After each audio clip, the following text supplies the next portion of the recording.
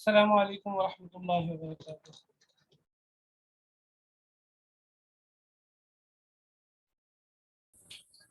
وعلیکم السلام ورحمۃ اللہ وبرکاتہ۔ فصل الموصول، فصل ہے موصول کے بارے میں۔ کہہ رہے وہ الموصول اسم لا يصلح ان يكون جزءا تاما من جملة الا بصلة بعده۔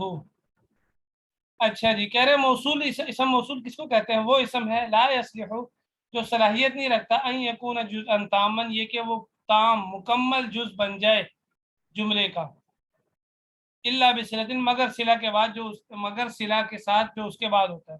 یعنی اسم موصول جملے کا مکمل جز تبھی بنتا ہے جب اس کے ساتھ صلہ مل جائے، اور صلہ اس کے بعد آتا ہے۔ صلہ کسے کہتے ہیں؟ کہہ رہے ہیں والصلۃ جملۃ خبریۃ، صلہ جملہ خبریہ ہوتا ہے۔ ولا بد من عائد فیہا، اور ضروری ہوتا ہے اس کے اندر عائد کا ہونا، یعنی ضمیر کا ہونا۔ عائد کا معنی ہوتا ہے لوٹنے والا، تو ضمیر کا مرجع بھی کسی کی طرف لوٹتا ہے نا، اس لیے اس کو عائد کہہ دیا۔ ضمیر کا ہونا، یعود، جو ضمیر لوٹے موصول کی طرف، اس کی مثال جو کہ ہمارے قول میں جاء الذی ابوہ قائم، الذی اسم موصول ہے، ابوہ مبتدا، قائم خبر، مبتدا خبر مل کر جملہ اسمیہ خبریہ ہو کر صلہ بنے گا، تو صلہ پورا جملہ خبریہ ہوتا ہے، اور جملہ خبریہ کے اندر ہو ضمیر موجود ہے جو الذی کی طرف لوٹ رہی ہے۔ یا قام ابوہ، یا یعنی یوں کہہ لیجیے الذی قام ابوہ، تو اس صورت میں بھی قام فعل، ابوہ فاعل، فاعل مل کر جملہ فعلیہ خبریہ ہو کر صلہ بن جائے گا الذی کے لیے، اور قام کے اندر جو ہو ضمیر ہے وہ لوٹ رہی ہے اس کی طرف۔ اور الذی مذکر کے لیے ہوتا ہے، اللذانی اور اللذینی مذکر تثنیہ کے لیے، اور اللتی مؤنث کے لیے، اللتانی اللتینی تثنیہ مؤنث کے لیے، اللذین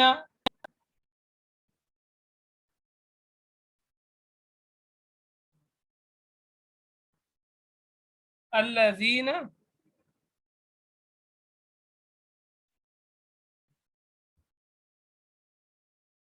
یہ کیا لکھا ہوا آگے؟ ساری اللہ زینہ جمع، آواز نہیں آ رہی میرے پاس، مذکر نا کے، ہینڈ فری نہیں ہے، کتنے ساری دن ہو گئے سستی دیکھیں، ہینڈ فری اللہ نہیں زینہ ہے۔ جمع مذکر کے لیے، یہی وہ بتانا۔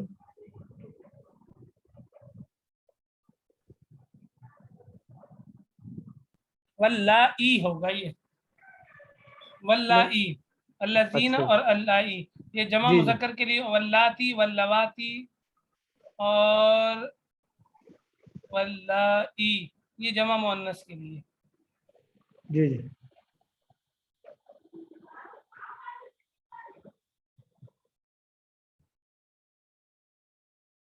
اچھا جی چلیں، ما اور من، ایون اور ایتن اور زو، جو الذی کے معنی میں ہوتا ہے بنی طے کی زبان میں، یہ بھی اسم موصول ہے۔ جیسے شاعر کا قول فإن الماء ماء أبي وجدي وبيري ذو وبيري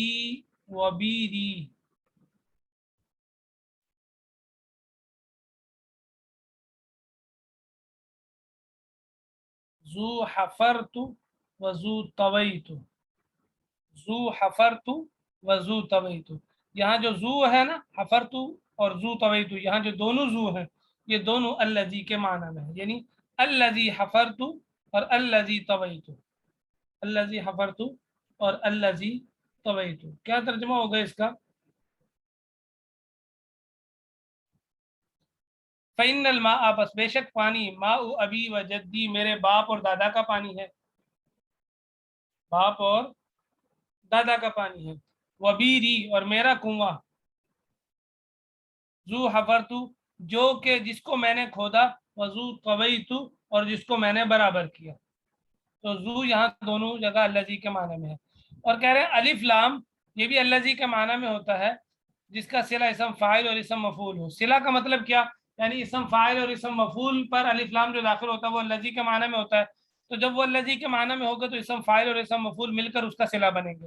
جیسے جاءنی الضارب زید، ای الذی یضرب زید، جاءنی المضروب غلام ہو، अच्छा जी, वयजूज़ु हज़्फ़ुल आइद मिन अल-लफ्ज़ इन कान मफ़ऊलन नाहु क़ाम अल्लज़ी ज़रबतु। और कह रहे हैं कि ज़मीर को हज़फ करना जायज़ है लफ्ज़ से अगर मफ़ऊल हो, अगर क्या हो, मफ़ऊल हो।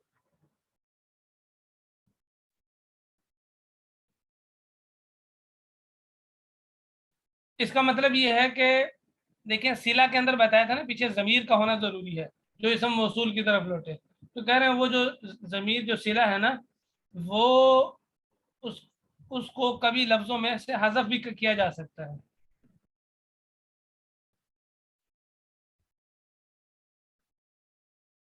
कब? जब जो ज़मीर लौट रही है ना वो मफ़ऊल की ज़मीर हो, वो मफ़ऊल की ज़मीर हो, जैसे क़ाम अल्लज़ी ज़रबतु, क़ाम क़ाम अल्लज़ी ज़रबतु, खड़ा हुआ वो शख्स जिसको मैंने मारा। अब इसकी असल इबारत क्या थी? क़ाम अल्लज़ी ज़रबतुहु, तो हु जो ज़मीर थी उसको हज़फ कर दिया, ये लौट रही थी लेकिन ये ज़मीर मफ़ऊल बन रही थी ना ज़रबतु की।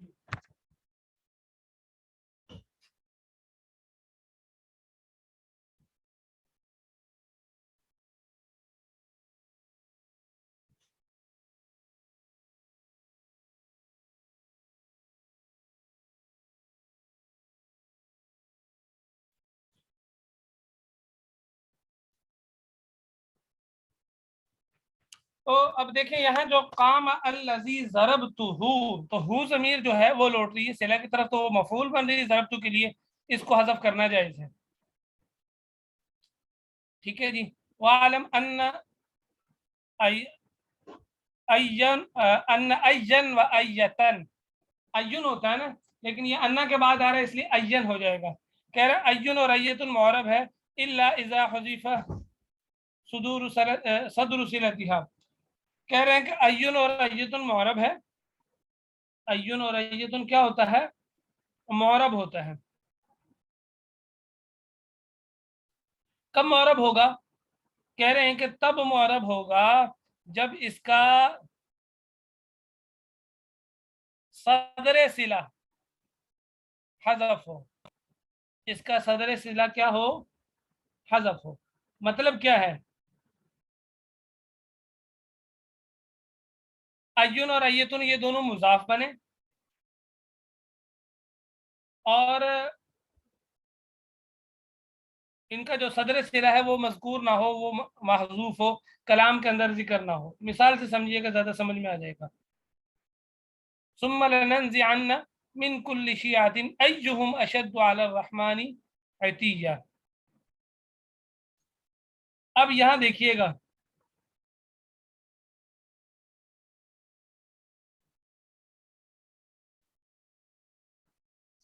इसमें जो अय्यु है ना ये हम ज़मीर के लिए मुज़ाफ बन रहा है, अय्यु मुज़ाफ, हम ज़मीर मुज़ाफ है। और अशद्दु अला अर्रहमानी अतिय्या ये इसका सिला है, ये इसका सिला है। और इसका जो सदर सिला है यानी शुरू में हुआ ज़मीर वो महजूफ है, वो क्या है? महजूफ है। इस हालत में ये मुअरब होंगे, अय्युन और अय्यतुन मुअरब होते हैं, लेकिन जब इनका सदर सिला हज़फ हो, कलाम में जिक्र ना हो, तब ये मबनी होंगे, तब ये क्या होंगे? मबनी होंगे।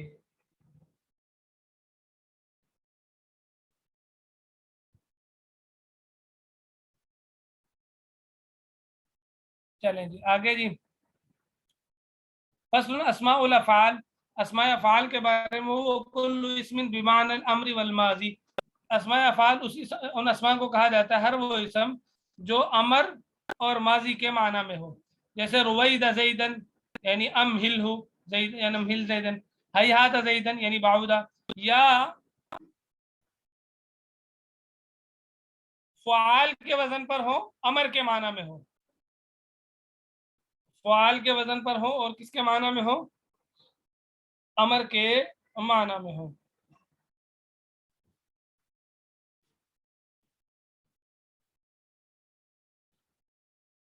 समझ आ गई? यानी वो इसम जो फ़ाल के वजन पर होता है वो भी अमर के माना में होता है, اب جو فعال کا وزن ہے یہ ثلاثی سے کیسے آتا ہے؟ قیاس کے اعتبار سے آتا ہے. کس کے مطابق آتا ہے؟ قیاس کے مطابق.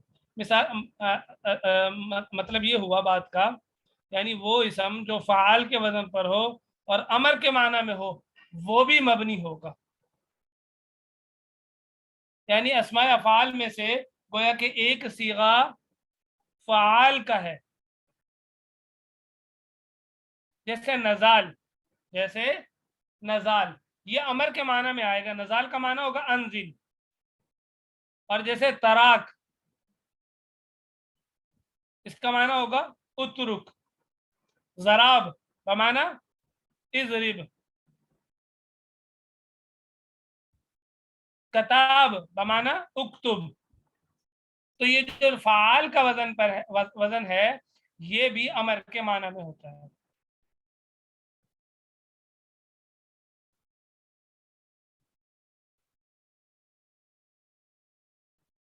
اچھا جی. وَيَلْحَقُ بِهِ فَعَالُ مَصْدَرِ مَعْرِفَةٍ، اور کہہ رہے ہیں کہ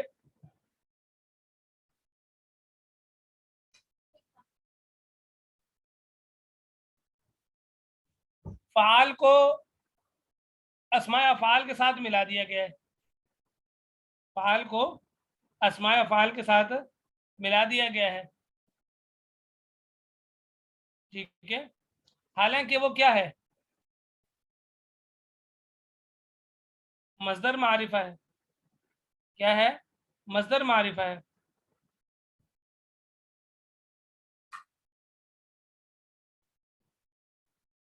یعنی اس کا مطلب یہ ہے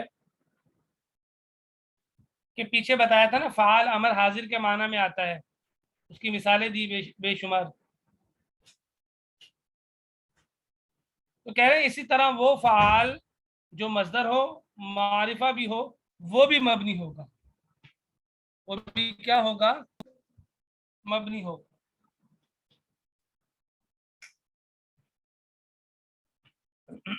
وہ بھی کیا ہوگا جی؟ مبنی ہوگا. جیسے فجار فعال کے وزن پر آ رہا ہے تو یہ الفجور کے معنی میں ہے.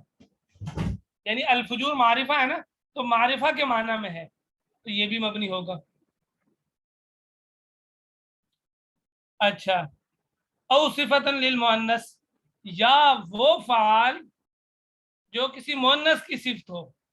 دو فعال پہلے ہو گئے، ایک فعال جو امر حاضر کے معنی میں وہ بھی مبنی ہوگا، دوسرا وہ فعال جو مصدر کے معنی میں ہو. اور معرفہ جو مصدر ہوتا ہے نا، معرفہ مصدر کون سا ہوتا ہے؟ جس پر الف لام ہو، اس کے معنی میں ہو وہ بھی مبنی ہوگا. تیسرا فعال وہ ہے جو کسی مؤنث کی صفت ہو، جیسے فساق فعال فساق. یہ فساق فاسقہ کے معنی میں ہے. فساق نافرمان عورت کو کہیں گے. اور اسی طرح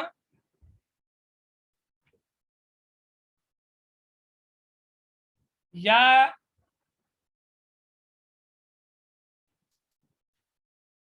لکاعی، یا لکاعی، لکاعی فعالی، لکائی فعالی. یا لکائی ایک کمینی عورت، یہ ترجمہ ہے اس کا. یہ بھی فعالی کے وزن پر ہے. اور لاعقت ان کے معنی میں ہوگا، یعنی کمینہ مرد نہیں کہلائے گا بلکہ کمینی عورت کہلائے گا. تو یہ بھی مؤنث کی صفت ہوگا. مؤنث کی صفت عورت کی صفت بن رہا ہے. اچھا جی. 3 ہو گئے فعال. تیسرا فعال، چوتھا فعال کیا ہے؟ جو کسی مخصوص معین عورت کا مؤنث کا نام ہو وہ فعال بھی مبنی ہوگا. جیسے قطام یہ ایک عورت کا نام ہے. غلاب یہ بھی عورت کا نام ہے. ہزار یہ ایک ستارے کا نام ہے. یہ مبنی ہوں گے کیونکہ یہ تینوں کے تینوں کیا ہیں؟ فعال ہیں، لیکن فعال کے وزن پر ہیں تینوں کے تینوں، اور کسی معین یعنی خاص عورت یا خاص مؤنث کے نام ہے، معین مؤنث کے نام ہے. وہذی ثلاثۃ لیست من اسماء الافعال، کہہ رہے ہیں یہ جو تین ذکر کیے ہیں اسماء افعال میں سے نہیں ہے، لیکن ان کو یہاں مناسبت کی وجہ سے ذکر کر دیا، باقی جو پیچھے جتنے ذکر کیے ہیں وہ سارے کے سارے اسماء افعال میں سے ہیں۔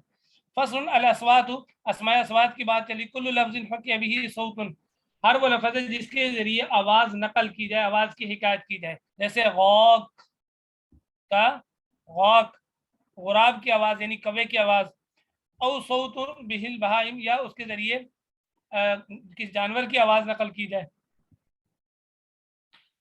او صوت بہ البہائم، یا اس کے ذریعے آواز دی جائے،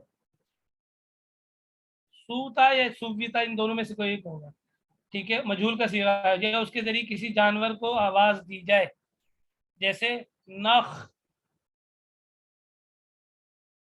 لِإِنَاخَةِ الْبَعِيرِ، اونٹ کو بٹھاتے وقت یہ لفظ بولا جاتا ہے۔ فصل المرکبات، مرکبات کسے کہتے ہیں؟ کل اسم رکب من کلمتین، ہر وہ اسم جو دو کلموں سے مل کر بنا ہو، لیست بینہما نسبت، ان دونوں کے درمیان میں کوئی نسبت نہ ہو۔ بس اگر ان دونوں کلموں میں سے اگر جو دوسرا کلمہ ہے وہ کسی حرف پر اس کی بنا ہو، یعنی کسی حرف کو شامل ہو، تو وہ فتح پر مبنی ہوگا، جیسے احد عشرہ سے لے کر تسعۃ عشرہ تک، مگر سوائے اثنا عشرہ کے یہ معرب ہے، تسنیہ کی طرح یہ معرب ہوگا۔ اور اگر دوسرا حرف کسی حرف کو شامل نہ ہو، ففیہ لغات، بس اس میں بہت ساری لغات ہیں، بہت ساری یعنی کہ اقوال ہیں، افصحوها، بہت ساری اقوال ہیں، لیکن ان میں سب سے زیادہ جو فصیح قول ہے، سب سے زیادہ جو صحیح قول ہے وہ یہ ہے کہ پہلے کو فتح پر مبنی کر دیا جائے گا اور دوسرے کو معرب رکھا جائے گا، لیکن وہ غیر منصرف ہوگا، جیسے بعل بکہ، جاءنی بعل بکہ ورأیت بعل بکہ ومررت ببعل بکہ۔ فصل الکنایات، چلیں کنایات کل پڑھ لیں۔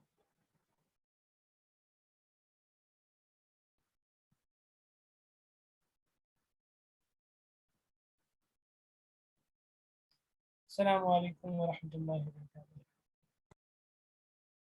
وعلیکم السلام ورحمۃ اللہ وبرکاتہ۔ وعلیکم السلام ورحمۃ ورحمۃ اللہ اللہ وبرکاتہ۔ وبرکاتہ۔ وعلیکم السلام۔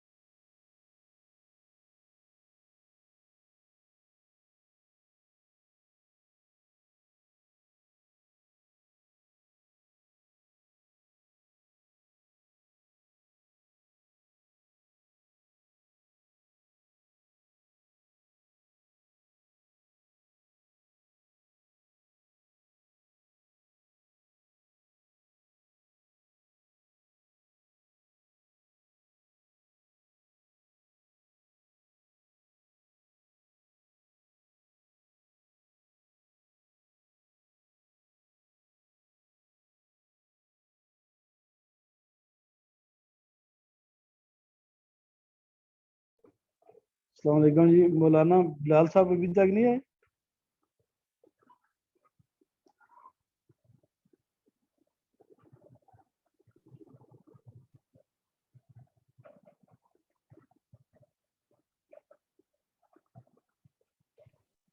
ڈاکٹر عارف صاحب پتہ کریں.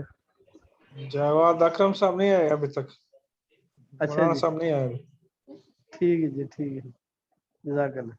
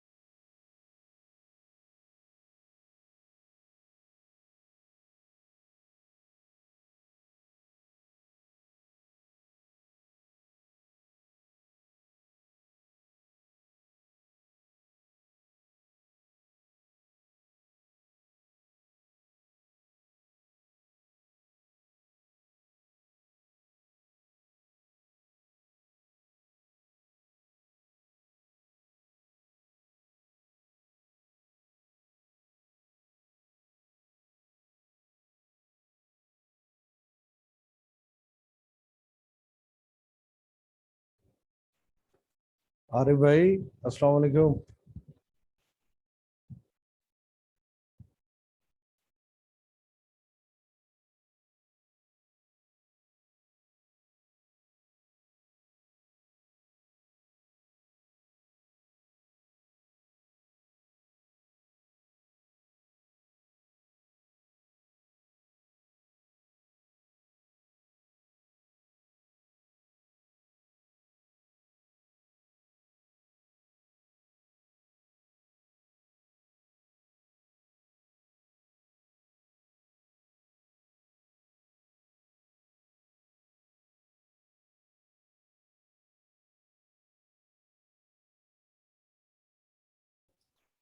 ڈاکٹر عارف صاحب کوئی معلومات آپ ہی کر لیں جی، فون کر لیں.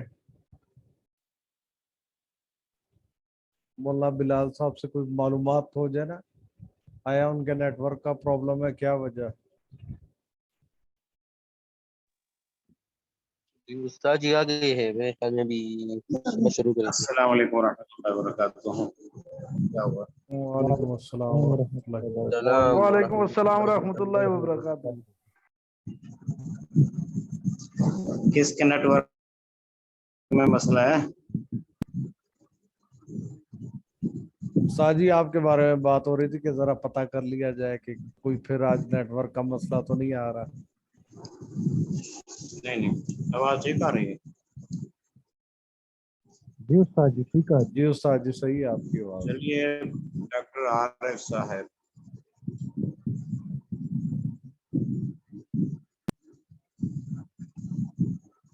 ہیں ڈاکٹر صاحب؟ چلو دوسرے ڈاکٹر صاحب تو ہے نا ہمارے، ڈاکٹر ساجد اقبال صاحب. ایک پروگرام میں آواز سمجھ نہیں ہے کیا ہوگا تو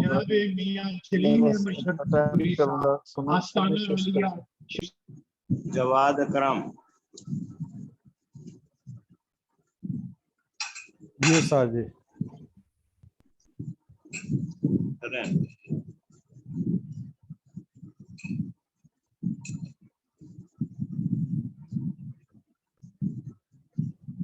جی بسم اللہ الرحمن الرحیم. عن ابی خالد حکیم ابن حزم رضی اللہ تعالی عنہ قال قال رسول اللہ صلی اللہ علیہ وسلم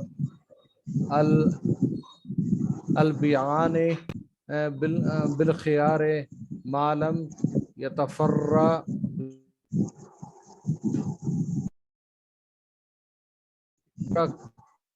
لهما فی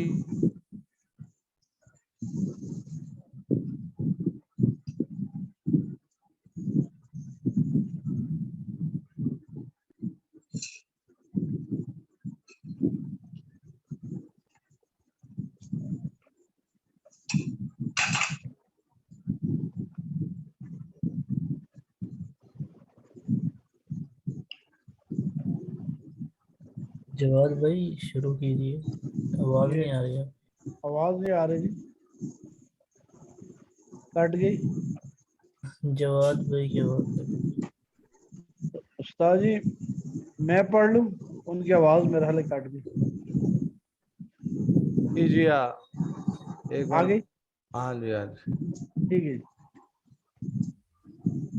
حضرت ابو خالد حکیم بن حزم رضی اللہ تعالیٰ عنہ سے روایت ہے کہ رسول اللہ صلی اللہ علیہ وآلہ وسلم نے فرمایا خرید و فروخت کرنے والے اس وقت تک اختیار سے ہیں جب تک وہ جدا نہ ہو جائیں، تو اگر وہ صدق و وضاحت کا دامن نہ چھوڑیں تو ان کے لیے بے میں برکت ہوگی، یعنی لین دین میں ان کے برکت ہوگی، اور اگر انہوں نے جھوٹ اور کتمان عیب کا وطیرہ اپنایا تو بے کی برکت ختم ہو جائے گی.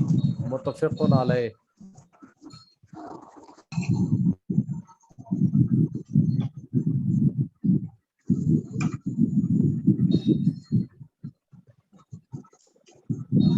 باب المراقبہ. قال اللہ تعالی الذی یرک حین تقوم وتقلبک فی الساجدین. اللہ تعالیٰ ارشاد فرماتے ہیں اللہ وہ ہے جو تمہیں اس وقت دیکھتا ہے جب تم حالت قیام میں ہوتے ہو اور سجدہ کرنے والوں میں آنا جانا دیکھتا ہے.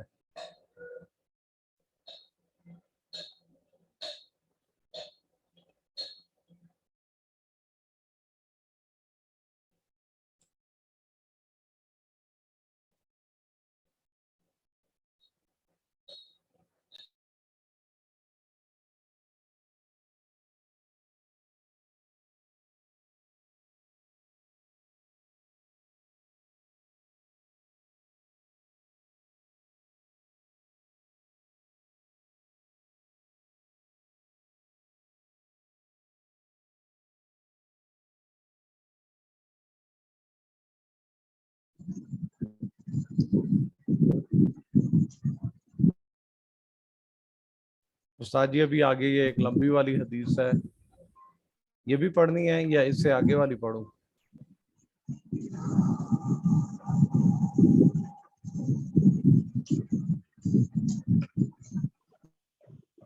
استاد جی کے پڑھیے آگے. آگے بھی 3 آیتیں رہتی ہیں، 3-4 آیتیں بھی رہتی ہیں آگے، لمبی حدیث ہے. ہاں جی، ابھی آیتیں رہتی ہیں جی. اچھا فی الحال میں کھانا کھا رہا ہوں، آپ ترجمہ کریں.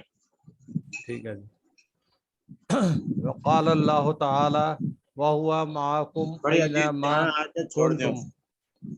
اور اللہ تعالیٰ کا ارشاد ہے وہ اللہ تمہارے ساتھ ہے تم جہاں بھی ہو. جواد بھائی استاد جی فرما رہے ہیں جی آیتیں چھوڑ دیں، آگے بڑھیں حدیث. یہ لمبی جو والی جن حدیث حدیثوں پڑھنی کا ہے؟ آیتوں کا ترجمہ نہیں آتا وہ چھوڑ دیں، میں بعد میں کروا دیتا ہوں. جی بہتر. لمبے والی حدیث پڑھ لیں جی.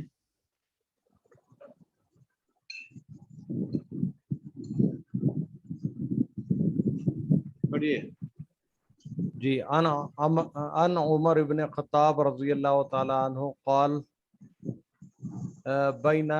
بینما نحن جلوس عند رسول اللہ صلی اللہ علیہ وسلم ذات یوم اذ طلع علینا رجل شدید بیاض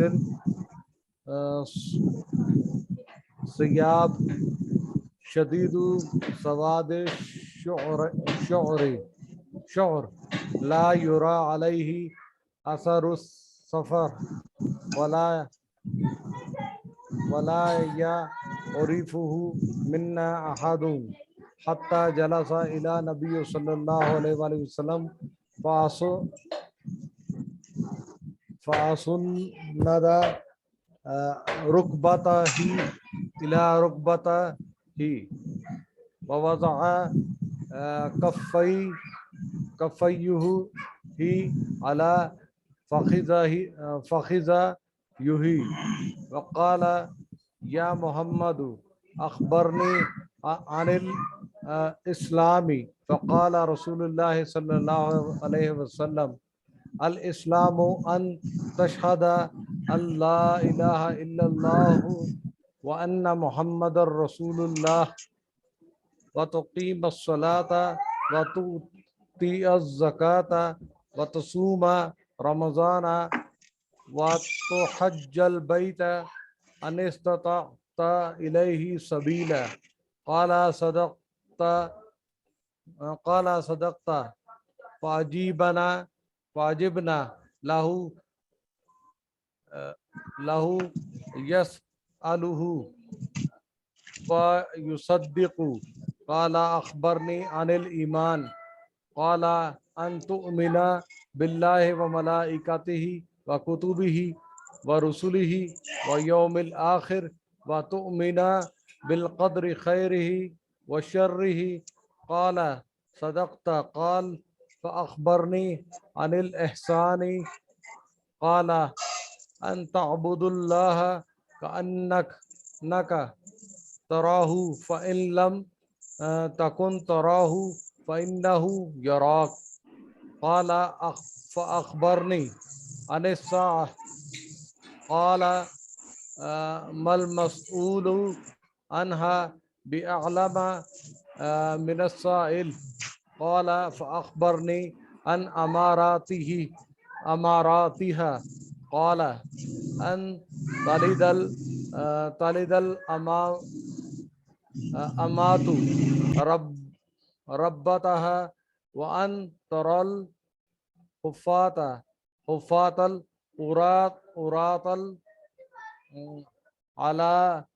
العلاة رعاء الشاء يتطاولون في البنيان ثم انطلق فلبثت مليا ثم قال يا عمر أتدري من السائل قلت الله ورسوله أعلم قال فإنه جبريل آتاكم يعلمكم أمر دینکم رواہ المسلم۔ حضرت عمر بن خطاب رضی اللہ تعالیٰ عنہ سے روایت ہے کہ ایک دن ہم رسول اللہ صلی اللہ علیہ وسلم کی بارگاہ اقدس میں بیٹھے تھے، اچانک ہم پر ایک آدمی ظاہر ہوا جو انتہائی سفید کپڑوں والا، انتہائی سیاہ بالوں والا تھا۔ اس پر سفر کا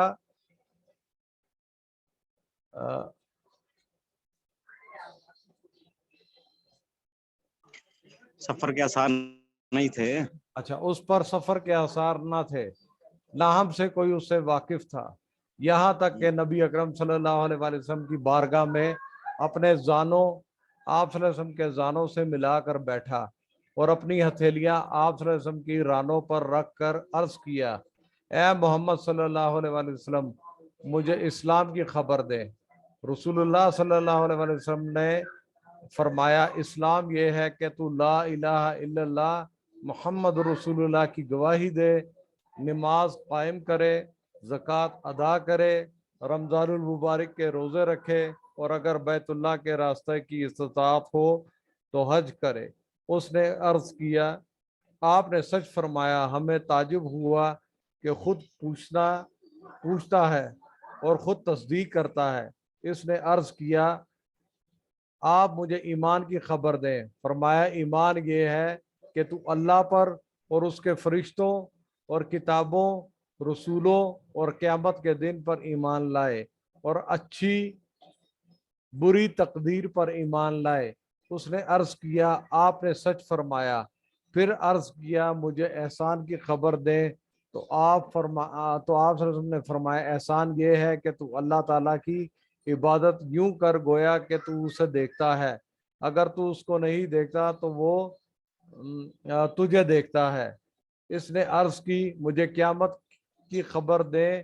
فرمایا جس سے قیامت کا سوال کیا جا رہا ہے سائل اس سے زیادہ علم نہیں رکھتا، یعنی نبی صلی اللہ علیہ وسلم خود بھی قیامت کے بارے میں علم نہیں رکھتے کہ کب وہ قائم ہوگی۔ اس نے عرض کیا مجھے اس کی کچھ نشانیاں بتا دیں۔ فرمایا باندی اپنی مالکہ کو جنم دے گی اور تم ننگے پاؤں ننگے جسم والے تنگ دست بکریوں کے چرواہوں کو دیکھو گے کہ بلند و بالا عمارات بنائیں گے۔ پھر وہ چلا گیا اور پھر میں کافی دیر تک ٹھہرا رہا۔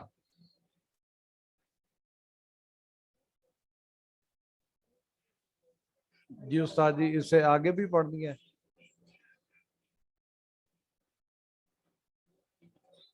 جی جی چلیں آگے پڑھیں، پڑھیے۔ اچھا جی۔ ثم قال یا عمر اتدری من السائل قلت اللہ ورسولہ عالم قال فإنه جبریل آتاکم یعلمکم امر دینکم رواہ یہ مسلم۔ لفظ یعلمکم ہے، یہ لفظ اچھا جی یعلمکم، یعلمکم۔ ٹھیک، امر دینکم رواہ المسلم۔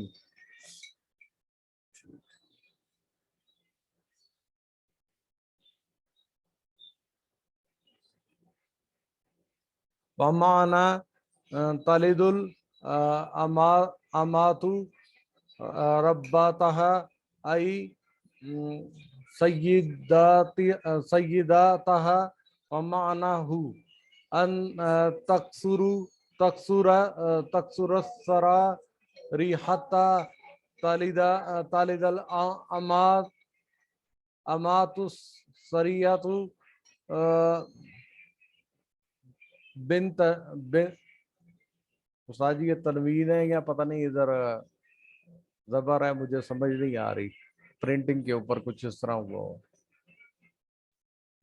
لسیدہا و بنت سیدی فی معنی السیدی وقیل غیر ذالک والآلہ الفقراء وقولہ ملیا ای زمانا طویلا وکانا ذالک ثلاثا۔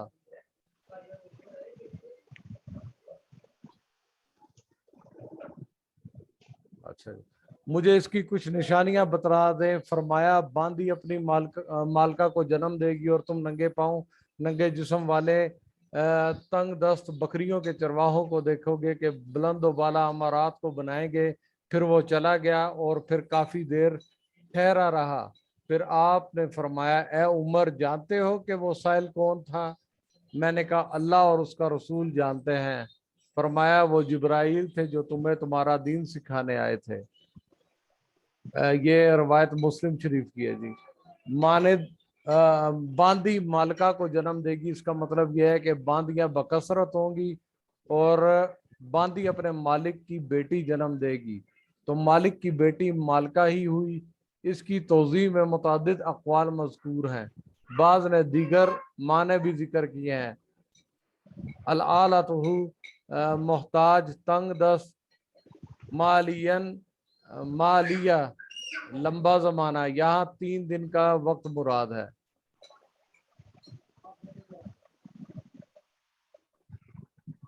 یہاں تک کافی ہے استاد جی کہ آگے اگلی حدیث بھی؟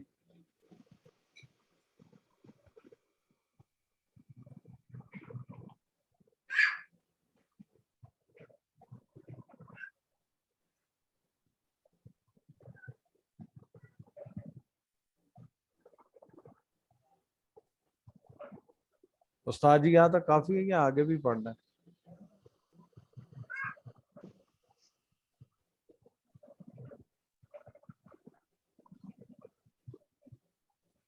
میری آواز آ رہی ہے آپ لوگوں کو؟ یہ آ رہی ہے وہ استاد جی یہ کٹ گئی میرے حال ٹائم بھی تھوڑا پتہ کرنا اگر کہتے ہیں تو پھر پڑھ لینا ورنہ بس رہنے دو. لمبی حدیث تھی.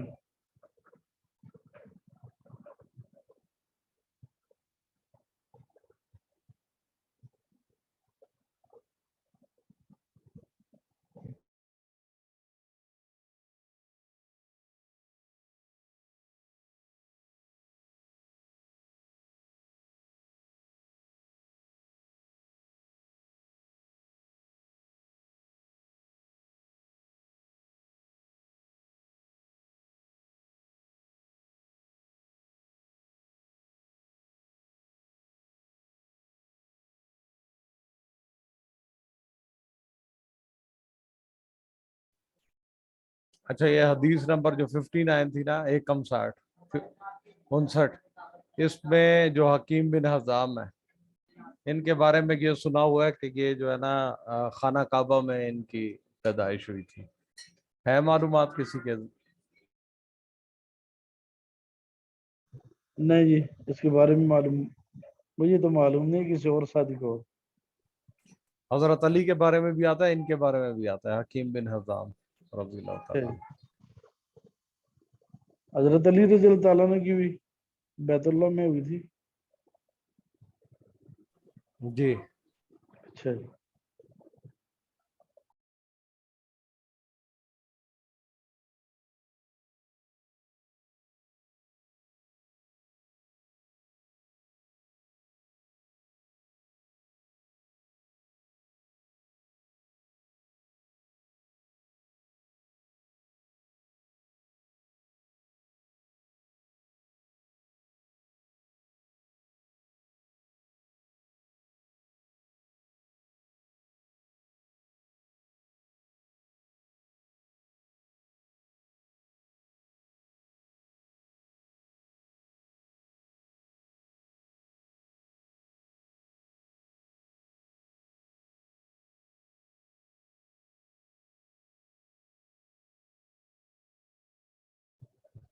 بس میرا ٹائم اب پورا ہو گیا.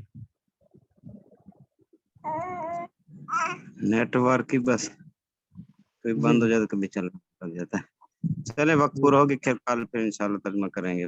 ٹھیک ہے جی. ٹھیک ہے استاد جی فی الحال حدیث نمبر 60 تک ہو چکی ہے. 2 حدیثیں پڑھی گئی ہے آج. ٹھیک ہو گیا کل پھر ترجمہ کریں گے انشاءاللہ. ٹھیک ہے جزاک اللہ. انشاءاللہ. السلام علیکم ورحمۃ اللہ. وعلیکم السلام ورحمۃ وعلیکم اللہ. السلام ورحمۃ اللہ.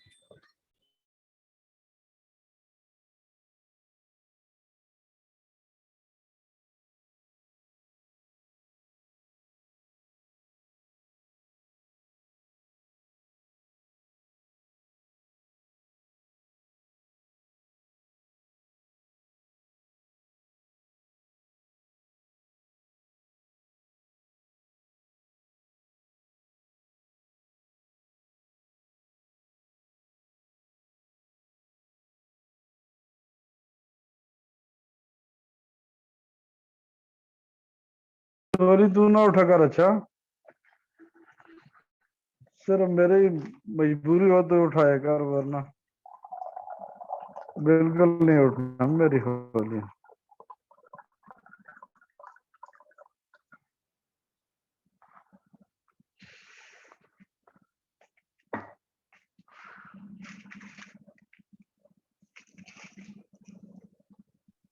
جی ناصر بھائی کیا کہہ رہے ہیں بات کی سمجھ نہیں آ رہی.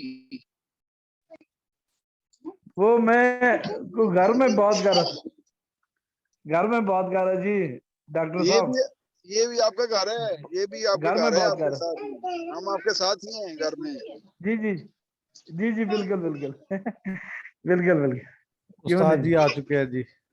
ٹھیک ہے جزاک اللہ. السلام علیکم ورحمۃ اللہ وبرکاتہ. وعلیکم وعلیکم السلام السلام ورحمۃ اللہ ورحمۃ اللہ وبرکاتہ. وبرکاتہ.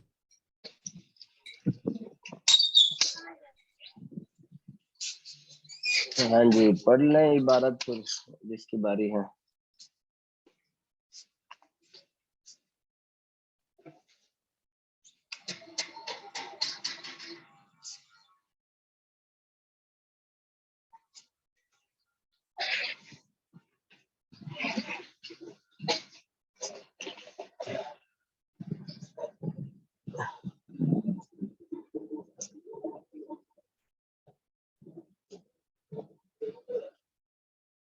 بسم اللہ الرحمن الرحیم.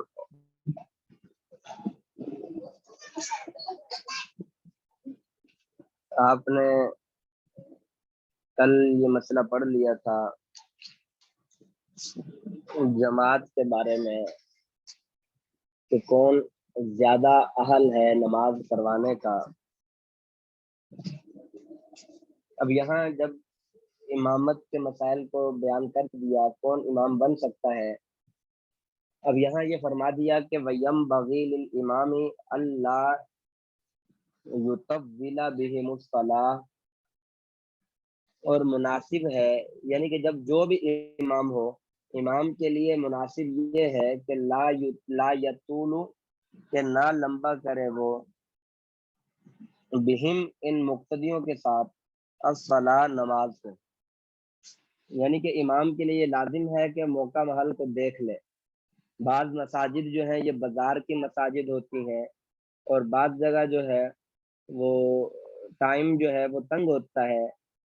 مثال کے طور پر اسٹیشن پہ جو ہے وہ گاڑی رکی ہے، اب وہاں 3-4 منٹ کے لیے گاڑی رکی ہے، اب وہاں بعض ساتھی ٹرین سے نیچے اتر کے نماز جماعت کروا لیں. اب اس میں کسی کو کہہ دیا بھائی آپ جماعت کروا دو، اب اس نے جو ہے سورۃ بقرہ شروع کر دی اور سورۃ آل عمران شروع کر دی، اور جو پیچھے نماز پڑھنے والے تھے مجبوراً ان کو نماز توڑ کے اپنے ٹرین کے اوپر واپس جانا پڑا. ایسا نہ ہو، بلکہ ٹائم اور وقت کو دیکھ لے. جہاں وقت شارٹ ہو، کوئی بازار کی مسجد ہے یا کوئی اس طرح ٹرین وغیرہ کا معاملہ ہے، تو اس وقت وہ مختصر صورتیں پڑھ لے اور اس وقت تھوڑا سپیڈ کے ساتھ پڑھ لے. صرف مختصر صورتیں نہ بلکہ تھوڑا سا رفتار بھی اپنے بڑھا لے. اس وقت پھر اپنا یہ خشوع خضوع جو ہے وہ تھوڑی دیر کے لیے جو ہے وہ سائڈ پہ کر دے. بازار کی مسجد ہے تو وہ بازار کی مسجد میں نماز لمبی کروانا شروع کر دے. لوگ جو ہے وہ دکانیں بند کر کے ان کا مسجد میں نماز پڑھنے کے لیے آ جانا، یہی بہت بڑی بات ہے. اس لیے اب امام کو چاہیے کہ وہ نماز جو ہے وہ مختصر کرایا کرے، آخری صورتوں میں نماز پڑھا دے تاکہ لوگ جو ہے وہ جا کے نماز وغیرہ دکان وغیرہ کھولنی ہے اور سو مسائل ہوتے ہیں. تو اس لیے امام کو چاہیے کہ وہ مقتدیوں کا خیال کر کے پھر نماز پڑھایا کرے. وَيُكْرَهُ لِلنِّسَاءِ أَن يُصَلِّيَنَّ وَحْدَهُنَّ بِجَمَاعَةٍ فَإِنْ فَعَلْنَ وَقَفَتِ الْإِمَامَةُ وَسْطَهُنَّ كَالْعُرَاةِ.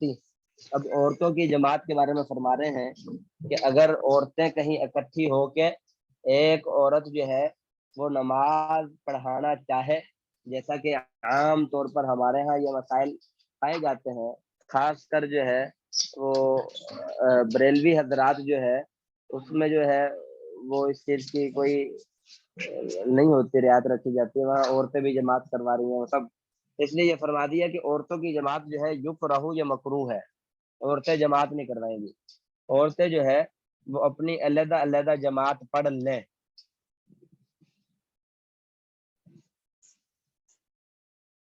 وَيُكْرَهُ لِلنِّسَاءِ، اور مکروہ ہے عورتوں کے لیے ان یصلین وحدہن،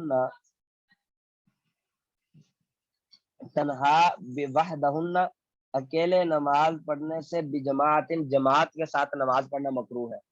اکیلے نماز پڑھیں گی وہ عورتیں تو ٹھیک ہے، اکیلے نماز پڑھنے کی بجائے بجماعت جماعت کے ساتھ نماز پڑھنا یہ ان کے لیے مکروہ ہے. مطلب جماعت ہو جائے گی، نماز ہو جائے گی، لیکن ثواب میں کمی آ جائے گی. لیکن بعض آج کل جو ہے وہ علماء نے اس کی اجازت بھی دی ہے. اگر آپ نے، کیونکہ آج کل جو ہے ہمارے پاکستان کے اندر دیکھ لیں یا دیکھ لیں تو یہ بریلویت جو ہے یہ غالب ہے.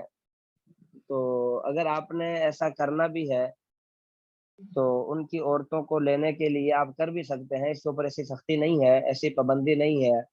انہوں نے اپنے والد صاحب رحمۃ اللہ علیہ کو دیکھا کہ والد صاحب رحمۃ اللہ علیہ نے اس کی اجازت دی ہوئی تھی کہ اگر کوئی حکمت اور بصیرت جیسے ہمارے ہاں ہوتا ہے تسبیح تراوی بریلوی جو ہے وہ جماعت کے ساتھ باقاعدہ طور پر رمضان میں کرواتے ہیں، خاص کر طاق راتوں میں اور خاص کر 27ویں رات کو یہ، اور خاص کر 11ویں شریف کو یہ تسبیح تراوی امام صاحب جو ہے وہ جماعت کے ساتھ پڑھاتے ہیں اور پیچھے ان کی عوام جو ہے وہ تسبیح تراوی پڑھتی ہے، تو اب اس سے عوام اکٹھی ہو جاتی ہے۔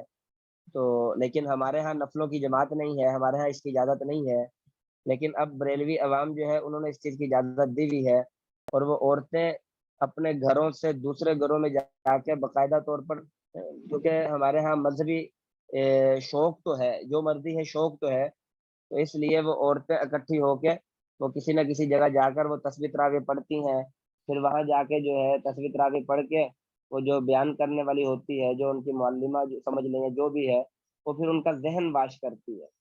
تو پھر والد صاحب رحمۃ اللہ علیہ نے ہمشیرہ کو اجازت دی تھی کہ اگر آپ نے یوں کرنا، اگر آپ یوں کریں لوگوں کو اکٹھا کرنے کے لیے، اور آپ نے اصل مقصد جو ہے وہ تبلیغ ہو، آپ ان کی جماعت کروا دیں، تو پھر جو ہے جماعت کروائیں گی تو اسی بہانے سے وہ عورتیں اکٹھی ہو جائیں گی، آپ کے پاس کم از کم بیٹھے تو گئے تبلیغ والے جو ہے انہوں نے سب سے پہلے اکٹھا کرنا ہے، اور بات انہوں نے اپنی کرنی ہے، تو آپ ان تک اپنا پیغام بھی پہنچا دیں، تو اصل جو ہے ان تک پیغام پہنچ جائے گا۔ تو پھر ہمشیرہ نے ایسا یہ شروع کیا، اب وہ شروع کرتے کرتے اتنا مجمع شروع ہو گیا ان کے گھروں کے اندر، اب وہ عورتیں کہتی تھی کہ یہ آپ نے بہت اچھا کیا، ہم پہلے یہاں سے پتہ نہیں کتنے کلومیٹر سفر کر کے دور جا کر تسبیح تراویح پڑھایا کرتی تھی، اور یہ آپ نے بھی قریب شروع کر دی، تو اب ہمیں جو ہے وہ کرایہ بچ جاتا ہے، ہر مہینے جاتی ہے، ہر مہینے، بعض تو ایسی ہیں کہ ہر جمعے کے دن جو ہے وہ تسبیح تراویح کے لیے جاتی تھی۔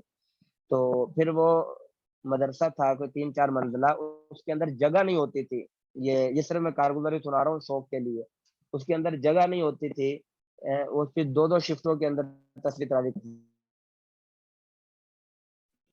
ایک شفٹ جب ختم ہو جاتی تھی پھر دوسری شفٹ ختم ہو جاتی پھر تیسری شفٹ، پھر اسی بہانے وہ تسبیح تراویح کے بعد جو ہے وہ تھوڑا دعوت کی بات بھی ہو جاتی تھی، تبلیغ کی بات بھی ہو جاتی تھی، تو اسی بہانے سے ان کو بھی پتہ چلا کہ بھائی ہم سب جو ہے وہ ایک ہی ہیں، یہ بھی عاشق رسول ہے، ورنہ اس سے پہلے تو لوگ یہی سمجھتے تھے کہ یہ دیوبندی جو ہے وہ گستاخ رسول ہے، اور جب اکٹھے ہوئے تو پھر اب اس برکت سے کتنی عورتوں کا عقیدہ ٹھیک ہوا، کتنی عورتوں کا عقیدہ ٹھیک ہوا، اب وہ عورتیں جو ہے کتنی عورتوں کا وہ بیان سے باہر ہے۔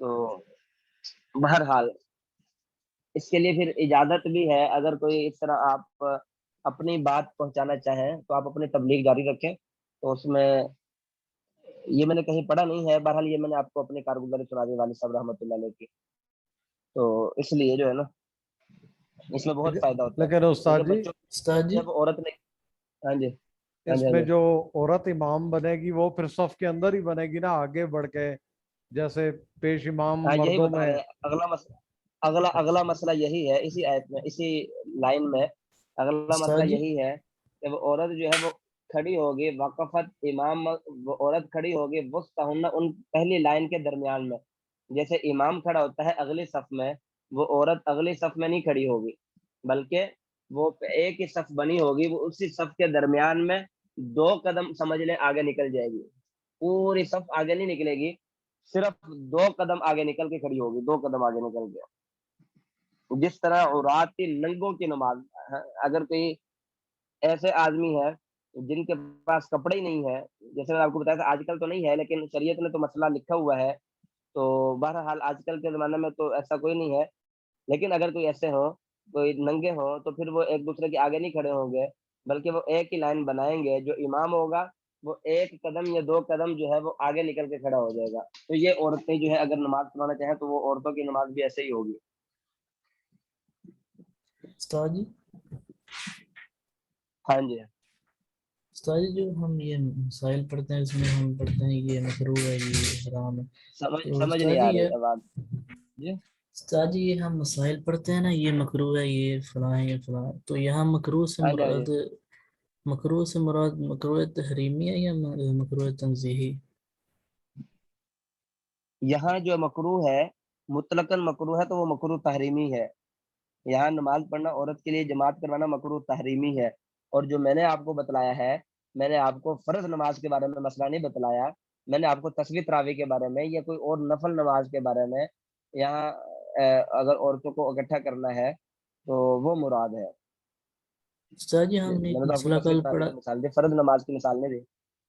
جی استاد جی ہم نے ہاں ایک جی. مسئلہ کل پڑھا تھا کہ بغیر داڑھی والے کے پیچھے نماز پڑھنا مکروہ ہے، وہ بھی مکروہ تحریمی ہے؟ ہاں جی وہ بھی. یعنی کہ پھر اسی اس میں وقت نے میں آپ کو نماز بتلایا تھا دہرانا اگر بھی پڑے امام گی؟ کوئی اور ہے ہی نہیں، اگر کوئی اور امام ہے ہی نہیں، اگر کوئی اور امام نہیں ہے، صرف داڑھی والا ہی امام ہے، تو پھر جو ہے آپ کی نماز جو ہے وہ دہرانا پڑے گی. آپ کو مکروہ تحریمی ہے، آپ کو نماز بعد میں دہرانی پڑے گی. اور اگر کوئی اور بلکہ نہیں سوری الٹ ہو گیا، اگر کوئی اور امام نہیں ہے بلکہ صرف وہ ایک بغیر داڑھی والا امام ہے، تو پھر آپ کو نماز دہرانے کی ضرورت نہیں ہے، کیونکہ اور کوئی امام تھا نہیں، وہ ایک ہی نماز ہے، وہ ایک ہی امام ہے اور وہ بھی بغیر داڑھی والا ہے، تو پھر آپ کو دہرانے کی ضرورت نہیں ہے. اگر کوئی اور امام موجود تھا، اس کی موجودگی میں اگر کسی بغیر داڑھی والے کو آگے کھڑا کر دیا تو اس صورت میں آپ کو نماز دہرانا پڑے گی. مجھے یاد ہے اچھی طرح ہماری تشکیل ہوئی تھی سال میں تقریباً پیدل چلے کی تشکیل تھی غالباً. ہاں پیدل چلے میں تھے ہم شکارپور میں. تو اس وقت وہاں ایک مسجد تھی، اس مسجد میں امام کی داڑھی جو ہے وہ بالکل آدھی تھی، وہ مسجد کا پیش امام تھا، اس کی داڑھی نہیں تھی. تو ہم نے مقامیوں سے پوچھا اس کی کیا وجہ ہے، انہوں نے کہا یہاں کیونکہ فری میں نماز پڑھاتا ہے، اس کو ہم کون سا تنخواہ دیتے ہیں، جو بھی امام آئے گا وہ تنخواہ مانگتے ہیں، اور اس محلے میں اور کوئی ہے نہیں، تو اس لیے ہم نے اس کو امام رکھا ہوا ہے، یہ فری میں نماز پڑھا دیتا ہے، بچوں کو بھی پڑھا دیتا ہے. تو پھر میں نے جو ہے وہ ایک دارالفتاح میں رابطہ کیا، دارالفتاح سے میں نے اس وقت فتویٰ لیا، تو انہوں نے مجھے یہی فتویٰ دیا کہ تبلیغی جماعت والوں کی تو ہو جاتی ہے، تبلیغی جماعت والوں کو کیونکہ انتظامی امور میں دخل اندازی دینے کی ضرورت نہیں ہوتی. تبلیغی جماعت میں اگرچہ کوئی اور امام موجود ہے لیکن اس کو انتظامی امور میں دخل اندازی کرنے کی ضرورت نہیں ہے، تو اس لیے تبلیغی امام کی ہو جاتی ہے. اگر کوئی امام ہو یا نہ ہو آپ کو لوٹانے کی ضرورت نہیں ہے. اگر آپ کی مقامی مسجد ہے اور آپ کے پاس اختیارات ہیں تو اس وقت جو ہے پھر اگر تو کوئی اور امام نہیں تھا تو ہو جائے گی، اگر کوئی اور امام موجود تھا تو پھر آپ کی نماز نہیں ہوگی، آپ کو نماز دوبارہ لوٹانی پڑے گی. سر جی مثال کے طور پر یہاں ایک مسجد ہے ہمارے یہاں سویڈن میں نا، تو ہمارے علاقے میں ایک ہی مسجد ہے، وہاں جمعے کی نماز ہوتی ہے، تو کئی بار امام کی داڑھی والا امام ہوتا ہے، کئی زیادہ بار نہیں ہوتا نا جس کی داڑھی ہو، تو اس کے پیچھے کوئی ایسے بھی ہوتے ہیں جن کی داڑھی ہوتی ہے، اور وہاں انہوں نے لکھ کر لگایا کہ انتظامی امور میں جو ہے دخل اندازی نہیں آپ کر سکتے، یعنی کہ بغیر اجازت کے امامت نہیں کروا سکتے. تو پھر وہاں تو اجازت ہے نا، ہو جاتی ہے نماز. ہاں یہی ہے انتظامی امور میں دخل اندازی، آپ کون سا انتظامیہ میں ہے، انتظامی امور میں دخل اندازی کی ضرورت نہیں ہے آپ کو، تو اس میں پڑھ لیا اگر اس میں کوئی حرج نہیں ہے، ہو جائے گی، اس میں اتنا کوئی مسئلہ نہیں ہے. جی جی ٹھیک ہے، جزاک یہ تو جی آپ کون سے ملک میں ہیں؟ کیا ہاں جی استاد سویڈن میں، جی سویڈن میں، سویڈن میں ہے یہ. سویڈن میں. یہ تو سویڈن دارالکفر مسلمان ممالک ہے، مسلمان ملک ہے. نہیں جی، نہیں یورپ کا استاد جی، ملک ہے استاد جی. اچھا عیسائی ملک. اچھا یہ تو یورپ کا ملک ہے. یہ تو سعودی عرب کے اندر جو رہتے ہیں وہ اس بات کی تصدیق کریں گے میری بات کی کہ سعودی عرب کے اندر بھی یہ عام مسئلہ ہے. عرب جو ہے داڑھی نہیں ہے، اب وہاں امام نے نماز پڑھائی، نماز پڑھا کے فارغ ہو گیا، پیچھے کوئی چند ساتھی رہ گئے تھے، وہ کھڑے ہو گئے اور کھڑے ہو کے ان میں سے بغیر داڑھی والا امام ہے. یہ عام ہے عرب کے اندر، بے شمار آپ کو ہر مسجد میں ملے گا ایسا بندہ بغیر داڑھی کے جو ہے وہ نماز پڑھانے کے لیے کھڑے ہو جاتے ہیں عرب کے اندر. استاد جی حالانکہ مسلمان ملک ہے، دبئی چلے جائیں. ہاں جی اگر بغیر داڑھی والے کے الفاظ داڑھی والے کے الفاظ کے مقابلے میں مطلب اس کے بہتر ہوں، اس کی قرت اچھی ہو، اور ہاں جس جی کی داڑھی ہے اس کی قرت جو ہے وہ مطلب اچھی نہیں ہو، تو کس کو داڑھی آگے والے کی کرنا قرت اچھی نہیں ہے، بغیر داڑھی والے کی قرت اچھی ہے. اچھی ہے؟ ہاں جی. اچھا تو دیکھیں جی، سب سے پہلے تو یہ آپ نے کل مسئلہ پڑھ لیا تھا. سب سے پہلے تو دیکھا جائے گا علم کے اندر کون زیادہ ہے. پھر دوسرے نمبر پر قرت میں دیکھا جائے گا قرت میں کون زیادہ ہے. دوسرے نمبر پر آپ نے یہ پڑھ لیا تھا سنت میں. پہلے نمبر پہ آپ نے یہ پڑھا تھا کہ علم میں. دوسرے نمبر پر سنت میں کون آگے ہے. اب یہ سنت کے اندر جو ہے یہ قرت کا تو تعلق ہی نہیں ہے. اچھا ایک منٹ, کل یہ میرا پیچھے سبق کھولا ہے اول الناس بالامامت, اور لوگوں میں سے سب سے زیادہ امامت کے لائق جو ہے اعلمهم بالسنت, جو سنت کو سب سے زیادہ جانتا ہو. فان تساووا, اگر وہ سارے برابر ہوں تو فاقرؤهم, پھر ان میں سے جو سب سے زیادہ قاری ہوگا. فان تساووا فاورعهم, پھر اگر وہ سب برابر ہوں تو پھر ان میں جو سب سے زیادہ پرہیزگار ہوگا. اچھا قرت کا نمبر پہلے ہے, پرہیزگاری کا نمبر جو ہے یہ بعد میں ہے. تو قرت کا نمبر پہلے ہے مجھے لگ رہا ہے. استاد قرت جی کا یہ نمبر نا پہلے ہے. مولانا یوسف آپ نے فرمایا لدھیانوی ساجد سنت, ایک منٹ جی ساجد, آپ نے فرمایا کہ سنت جو نا پہلے ہے نا, اس کے بعد جو نا قرت ہے. ہاں جی ہاں جی تو اس لیے سنت تو ہاں داڑھی جی جو ہاں نا جی سنت میں آتی ہے, تو ایک ہی داڑھی نہیں اور جو نا دوسرے کی داڑھی ہے, تو مطلب ہے کہ داڑھی والا زیادہ, پھر اگر انہوں اس نے کی قرت اتنی اچھی نہیں ہے. سنت کو جاننے والا اعلمهم کا لفظ ہے, اعلمهم بالسنت, جو سب سے زیادہ سنت کو جانتا ہو. یہ نہیں کہا جو سب جی سے جی زیادہ متبع سنت ہو, یہ نہیں فرمایا. یہ فرمایا جی جو جی سب سے زیادہ علم سنت کو جانتا ہو, سنت کو جانتا ہو, وہ مراد ہے. بسا اوقات جی جو ہے وہ عرب کے اندر داڑھی والے جو ہے صحیح. وہ اتنے, جیسے مثال کے طور پہ ہم داڑھی والے ہیں, ہم عجم ہیں, تو ہم اتنا نہیں جانتے جتنا وہ عرب تو عرب ہے نا, ان کی بچپن کے ہی جو ہے عربی زبان ہے, اور وہ سنت کو جاننا اور عربی زبان قرآن اور حدیث کو ہم سے زیادہ جانتے ہیں. تو یہ صرف سنت کو جاننے کا ذکر ہے, یہ نہیں فرمایا متبع سنت جو سب سے زیادہ ہو. جی جی استاد جی یہ مجھے تو لگتا ہے یہی جو ہے نا. مولانا یوسف لدھیانوی ہاں جی ہاں شہید جی ہاں رحمۃ جی اللہ علیہ کی فرمائیں. کتاب ہے نا جو آپ کے مسائل ان کا حل, اس کے اندر تو باقاعدہ ایک ہاں جی ہاں جی ہاں جی مسئلہ پوچھا گیا ہے کہ اگر بغیر داڑھی والا جو ہے وہ اچھا قاری ہے اور حافظ قرآن ہے, اور داڑھی والا جو ہے وہ صرف اس کو کلو والا ہی پڑھنی آتی ہے, چھوٹی چھوٹی صورتیں, تو انہوں نے یہی مسئلہ لکھا ہے کہ ہاں جی کیونکہ وہ فاسق ہے تو فاسق کو امام نہ بنایا جائے, وہ کلو والا والے کو امام بنایا جائے تاکہ جو ہے نا وہ بالکل امامت کرائے. آپ کے یس مسائل اس کا حل کے اندر یہ موجود ہے, یہ ہاں جی مسئلہ اگر یہی ہے میری نالج کے اندر تو یہ بالکل بات بالکل موجود ہے. یہ اس میں بھی وہی مسئلہ دیکھیں جی. ہاں یہ ٹھیک ہوگا, بالکل صحیح مسئلہ ہے. آپ کی قدوری میں بھی یہ مسئلہ دیکھیں جی, یہ کل آپ نے پڑھ لیا ہے. جی یہ ویکرہ جو مطلقاً فرمایا گیا, یکرہ تقدیم العبد, مکروہ ہے غلام کی والاعرابی اور بدو کی والفاسق اور فاسق کی ابتدا کرنا. یہ مکروہ مطلقاً بیان فرمایا, یہ نہیں بیان فرمایا کہ اگر اس کی قرات اچھی ہو گئی تو پھر نہیں, پھر ایسے. مطلقاً فرمایا کہ فاسق کی ابتدا کرنا جو ہے یہ مکروہ ہے.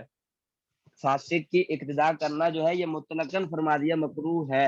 یہ بات بالکل ٹھیک ہے جو انہوں نے معلوم فرمائی ہے. ہوا اگر اس مکروہ کو قرات میں تحریمی ہو اچھا گئی بھی نا. ہو پھر بھی, ہاں پھر بھی مکروہ تحریمی ہے. قرات میں وہ جتنا مرضی اچھا ہو, تو اگر جس کو قل اللہ پڑھنی آتی ہو تو وہی نماز کروائے گا, فاسق کے پیچھے نماز نہیں ہوگی. بالکل یہ مسئلہ دیکھیں جی, یہ مطلقاً فرمایا مکروہ ہے. ٹھیک ہے. جزاک اچھا اللہ استاد جی, استاد جی. اگر ایک کوئی اور بھی ایسا نہیں ہے جس کو کچھ بھی نہ آتا ہو. ہاں جی ہاں استاد جی جی, ہاں جی ایک بس یہ ہوتا ہے کہ ارشاد. سفر میں مجھے مسئلہ آتا ہے کہ سفر میں ہوں تو جماعت کا ٹائم ہو جائے تو مسجد دیکھتا ہوں تو بریلویوں کی اکثر مل جاتی ہے, تو کیا وہاں نماز پڑھ لی جائے یا تلاش کی جائے اپنے مسجد کی مسجد؟ دیکھیں جی اس کے اوپر تو تبلیغ والے کہتے ہیں جی تبلیغ والوں کی سب کے پیچھے ہو جاتی ہے. صحیح ہے جی, صحیح تبلیغ صحیح. والوں کی سب کے پیچھے ہو جاتی ہے. وہی بات ہے, ہم نے جوڑنے کے لیے, امت کو جوڑنے کے لیے, جی اتنا جی ہمارا اختلافات تو نہیں ہے اتنے زیادہ بریلویوں کے درمیان اور ہمارے درمیان, جی بس جی کچھ عوام کے درمیان لازمی ہے. ان کے علماء کو اگر دیکھا جائے, ان کے عقائد اگر سنے جائے, تو جی جی آج کل میرے اعتبار سے جو ہے اتنا زیادہ فرق نہیں ہے. باقی عوام جو ہے چل وہ تو جاہل ہی ہوتی ہے. اب عوام جی جو جی ہے وہ پھر بدعات کے اندر پھر وہ آگے لگی ہوئی ہے. لیکن علماء بہرحال ہمارے جو ہے ہمارے والد صاحب جو ہے مولوی جمشید صاحب کے پاس جا کر یہ مسئلہ انہوں نے پوچھا تھا جو آپ پوچھ رہے ہیں. جی جی تو مولوی جمشید صاحب رحمۃ اللہ علیہ نے یہی فرمایا کہ تبلیغ والوں کی سب کے پیچھے ہو جاتی ہے, بریلوی ہو, اہل حدیث ہو, ہاں بس یہ ہونا چاہیے کہ وہ جو ہے اہل حدیث ہے تو آپ نے اس کو جرابوں پر مسح کرتے ہوئے اگر دیکھ لیا یا آپ کو غالب گمان ہے کہ اس نے جرابوں پر مسح کیا ہوا ہے تو پھر آپ اس کے پیچھے نہیں پڑ سکتے. اگر پڑھنی ہے تو آپ اپنی دہرائیں گے. تو پھر بھی ہمارے تبلیغ والوں کو یہی حکم دیا جاتا ہے کہ آپ اس وقت ان کے پیچھے پڑھ لیں اور پھر جب وہ مسجد سے چلے جائیں تو پھر بعد میں آپ اپنے دہرا لیں, کیونکہ آپ نے وہاں جا کر اپنا پیغام پہنچانا ہے. جب آپ جا کر پہلے بات اختلاف والی کریں گے بھی ہم نے آپ کے پیچھے نماز نہیں کرنی, تو کوئی آپ کی بات نہیں سنے گا, آپ اپنا پیغام نہیں پہنچا سکتے. اس لیے آپ ان کے پیچھے جا کر نماز پڑھیں گے تو پھر بعد میں جا کے ہی آپ ان کو اپنا پیغام دعوت والا پہنچا سکتے ہیں. صحیح. تو استاد جی میں نے یہ عالم سے مسئلہ پوچھا تھا کہ میں نے کہا جی کہ بہرحال اب اگلا مسئلہ جی, تو استاد جی اگلا مسئلہ میں نے بریلوی جو ہے ایک منٹ صرف یہ بریلوی جو ہے چاہے وہ بریلوی ہو چاہے دیوبندی ہو کوئی بھی ہو, میں صرف بریلویوں کی بات نہیں کر رہا, بسا اوقات دیوبندی بھی ایسے ہوتے ہیں ان کی تجوید کے اندر ایسی فحش غلطیاں ہوتی ہیں کہ دل کرتا ہے آدمی پیچھے سے نماز توڑ دے. اب میں ایک جگہ تھا وہاں بریلویوں کی مسجد قریب تھی تو میں ان کے پیچھے مستقل نماز پڑھنے جایا کرتا تھا. اب اتنی فحش غلطیاں ہوتی تھی کہ وہ معنی تبدیل ہو جاتا تھا اور مد کو اتنا کھینچ جاتا تھا السلام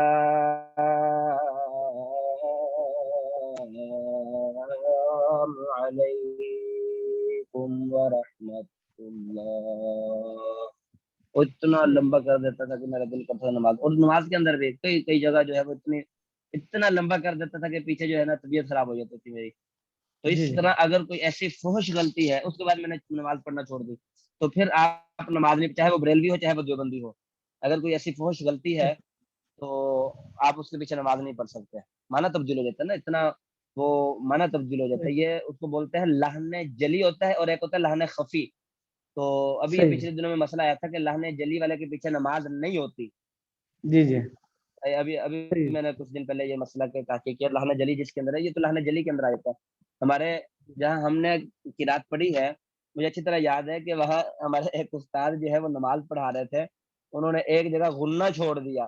تو نماز کے بعد ہمارے محتمم صاحب جو تھے مفتی صاحب انہوں نے دوبارہ نماز پڑھائی. انہوں نے کہا جی یہ غنہ چھوڑنا یہ بہت بڑی غلطی ہے, تو اس لیے یہ لعنت جلی آ جاتی ہے, تو آپ دوبارہ نماز پڑھائیں. تو میں نے کہا جی تو اس لیے تجوید جو ہے وہ ٹھیک ہونی چاہیے ان کی.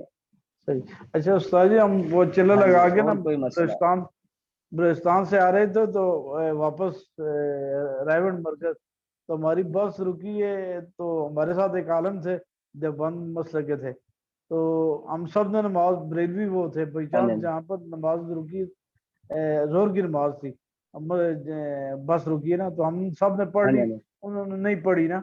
تو ان سے ہم نے پوچھا کیوں نہیں آپ نے پڑھی, اب انہوں نے اکیلی پڑھی. انہوں نے کہا جی میں نے کتاب مفتی شفیع عثمانی صاحب کی کتاب میں پڑھا تھا کہ بریلوی کا چونکہ عقیدہ ٹھیک نہیں ہوتا اس لیے ان کے پیچھے نماز نہیں ہوتی نا, بہتر ہے کہ مطلب ہے کہ ان کے پیچھے نہ پڑھی جائے. تب میں نے آپ سے یہ سوال کیا, تو انہوں نے نہیں پڑھی, بہرحال ہم نے تو سب نے پڑھ لی تھی. یہ کچھ تفردات ہوتے ہیں. یہ ہمارے دیوبند مسلک میں بھی صرف یہ مفتی شفیع عثمانی صاحب نہیں, اور بھی کئی علماء ہیں جن کا فتویٰ ابھی بھی موجودہ فتویٰ یہی ہے کہ بریلوی علماء کے پیچھے نماز کسی صورت میں بھی نہیں ہوتی. ان میں سب سے پیش جو ہے وہ مولانا الیاس گھمن صاحب ہیں. مولانا الیاس گھمن صاحب کے نزدیک تو بڑا سخت فتویٰ ہے, تو کہتے ہیں جی بریلویوں کے پیچھے کسی صورت میں بھی نماز نہیں ہوتی. وہی بات ہے جو آپ نے دلیل کیونکہ استاد جی ان کے ساتھ ہمارا تو اس اختلاف لیے ان کے اصول نزدیک پر ہے بالکل نہیں نا, ہوتے. ان کے ساتھ ہمارا اصول پر اختلاف ہے نا, عقیدہ فروع پر ٹھیک تو نہیں نہیں. ہے, عقیدہ ٹھیک اصول پر نہیں ہے. اختلاف ایسے. ہاں جی بالکل ایسے ہی ہے. میں وہی بات کر رہا ہوں نا, مولانا الیاس گھمن صاحب کا بالکل سخت دو ٹوک موقف ہے کہ بریلویوں کے پیچھے نماز نہیں ہوتی. تو اس لیے بہرحال ہم تو اپنے تبلیغ کے اکابرین کو دیکھا, مولانا جمشید صاحب کو دیکھا, مولانا انعام الحسن صاحب, بڑے بڑے اکابرین, مولانا یوسف صاحب, تو اب انہوں نے جو ہے یہ فتویٰ دیا کہ ہو جاتی ہے, تو اس لیے پھر اس میں کوئی حرج نہیں ہے. صحیح تاکہ جوڑ پیدا تاکہ آپس میں جوڑ پیدا کیا جائے. وہی مسئلہ میں نے آپ کو پہلے بتا دیا تبلیغ والوں کا کہ عورتوں کی جماعت حالانکہ مکروہ ہے. آپ کسی سے بھی پوچھیں گے وہ کہیں گے جی عورتوں کی نماز مکروہ ہے. اتنا تعصب ہمارے دیوبندیوں کے اندر پایا جاتا ہے کہ آپ سوچ نہیں سکتے. آپ فتویٰ لے کر دیکھ لیں, पूरे पाकिस्तान के किसी भी दारुल इफ्ता से फतवा लेके देख लें, कोई भी आपको इसकी इजाजत नहीं देगा, कोई भी आपको ये नहीं कहेगा, क्योंकि जो दारुल इफ्ता में फतवा देने वाले होते हैं, ये आप अच्छी तरह बात को जानते हैं, जब वो फतवा देते हैं तो उन्होंने फतवा जो देना है वो आगे सोच के समझ के देना है। अगर वो फतवा दे दे औरतों के पीछे जमात होती है तो फिर तो ये फितना बहुत बड़ा फैल जाएगा। लोग दो सही कदम आगे चलते हैं ना, मौलवियों जी से जी फतवा बिल्कुल पूछ के फिर लोग दो कदम आगे चलते हैं। चलते हैं जी तो बिल्कुल। इसलिए जो है वो उनका फतवा जो है वो अपनी जगह बिल्कुल दुरुस्त है, अपनी जगह दुरुस्त है। ये बरेलवियों की आवाम जो है, मैंने आपको पहले बता दिया, ये इसी वजह से तो ये बिदआत और शिरक है। हमारे यहाँ जो है वो कब्र पे जाना और उसके ऊपर पाबंदी और इस तरह के, अब बरेलवियों के यहाँ वो थोड़ा सा उसमें नरमी दिखाई तो लोगों ने सजदा करना शुरू कर दिया और ये करना शुरू कर दिया, और फिर लोग तो जी दो कदम आगे चलते हैं। जी तो जी इसलिए जो है फिर इसमें तासुब पाया जाता है। किसी भी दारुल इफ्ता में आपको इसका इजाजत नहीं मिलेगी। ये मैंने तबलीग वाला जो दारुल इफ्ता है उसका मैंने जी आपको जी बता दिया कि अब इसके जरिए आप सोच नहीं सकते कितने लोगों की जिंदगी दुरुस्त हुई। मेरी अपनी बिल्कुल शादी जो है वो बरेलवी थी, मेरी बेगम जो है वो पहले पूरा खानदान बरेलवी था, अब वो मेरी सही हमशीरा की वजह से वो सारा खानदान जो है वो इसी बरकत की वजह से, वो जो मैंने आपको बताया उसी बरकत की वजह से जो है वो सारा जो है वो खानदान जो है वो इस तरफ आ गया, और आके जो है अब उनके जितने भी बच्चे हैं वो सारे, यानी कि और भी, ये तो है खानदान की बात, और कई खानदान जो है उनकी आगे नस्लों की जिंदगी तब्दील हो गई। तो जी जी अब ये काम हो रहा है ना दावत का, जो जी जी नस्लों तक जो है वो फैल जाता है, सिर्फ बातें जी जी करने से काम नहीं ना होता, अमली मैदान में जो है वो बंदा आगे काम करे। तो जी जी अब वो उन सब का सवाब जो है वो मिल रहा, घर बैठे जो है जी वो जी हमशीरा को मिल रहा है। सही जी उस्ताद जी, जज़ाकल्लाह बस शाबाश। लोगों को इकट्ठा करना है, लोगों को अपने साथ जोड़ेंगे। माशाल्लाह बिल्कुल। हाँ जी। उस्ताद जी, इसमें एक और मसला आता है जमात वाला कि महरम मर्द के पीछे महरम औरत की नमाज हो जाती है, यानी कि हाँ जी, ये मसला अगर आगे आ रहा है। अच्छा, हाँ जी, आगे आ रहा है मसला, जी ठीक, ये मसला आगे आ रहा है। अच्छा जी, अब ये खड़ा होने का तरीका जो है ये मैंने आपको बतला दिया। वमन सल्ला मअ वाहिदिन अकामहु अन यमीनिही। अब दो आदमी नमाज पढ़ रहे हैं, एक इमाम है और मुक्तदी जो है वो एक ही है। अब मुक्तदी कहाँ खड़ा होगा? हाँ, फरमा रहे हैं कि वो मुक्तदी जो है वो अकामहु खड़ा होगा अन यमीनिही, इमाम के दाईं जानिब। इमाम थोड़ा सा दो कदम आगे खड़ा होगा और मुक्तदी जो है वो इमाम के दाईं जानिब पीछे खड़ा होगा। व इन काना इस्नैनि तक़द्दमहुमा, और अगर दो आदमी हो जाएं तो तक़द्दमहुमा, वो इमाम जो है वो उन दोनों आदमियों से आगे हो जाए। इमाम आगे खड़ा होगा, वो दो आदमी पिछली सफ में खड़े होंगे। तो अगर दो आदमी ने नमाज शुरू की थी तो फिर एक तीसरा आदमी बाद में आ गया, तो अब इमाम के आगे जगह हो तो इमाम खुद ब खुद आगे हो जाए। अगर इमाम के आगे जगह नहीं है, पीछे वाला मुक्तदी है उसके पीछे जगह हो, तो वो मुक्तदी जो है वो खुद ब खुद पीछे हो जाए, तो उसमें या उसको पकड़ के पीछे कर दिया जाए। तो ये सूरत उस्ताद हाल है। जी, ये वला क्या यजूज़ु लिर्रिजालि अन यक, हाँ जी हाँ जी, जो हजरत अबू बकर सिद्दीक को आप सल्लल्लाहु अलैहि वसल्लम ने हुक्म दिया था कि आप नमाज पढ़ाएं, तो इस पे हजूर पाक सल्लल्लाहु अलैहि वसल्लम बिल्कुल हजरत अबू बकर सिद्दीक के साथ हाँ आके जी, मुसल्ले पर खड़े हो गए थे। हाँ जी, इसी तरह ये आप हाँ एक दो कदम भी अच्छा आगे ना हाँ जी, एक कदम आगे हो जाए या आधे पाँव आगे कर लें मुख्तलिफ से, बस थोड़ा सा आगे होना मकसूद है। जी जो है ठीक। वो आधे पाँव आगे हो जाए, वो एक कदम आगे हो जाए, दो कदम आगे हो जाए, तो जज़ाकल्लाह। उसमें कोई हर्ज नहीं है। अच्छा, अब ये जो भाई ने मसला पूछा है, तो ये मसला फरमाया बला यजूज़ु लिर्रिजालि अन यक़्तदू बिइम्रातिन औ सबिय्यिन। जायज़ नहीं है मर्दों को कि वो एक, बल्कि वो आगे आ रहा, सॉरी ये वो नहीं है, मर्दों के लिए इजाजत नहीं है कि वो इब्तिदा करें किसी औरत की या किसी बच्चे की, बच्चे को इमाम बना दें या औरत को इमाम बना दें, तो फरमाते हैं कि ये जायज़ नहीं है। अच्छा, अब जो सफ़ों की तरतीब बनेगी, जो इसने भाई ने मसला पूछा वो मसला आ गया।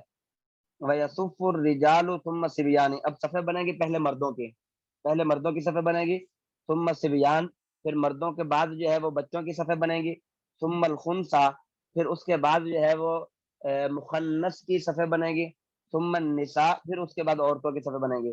अब वो महरम औरत हो या गैर महरम औरत हो, अब वो उसके पीछे नमाज पढ़ सकती हैं।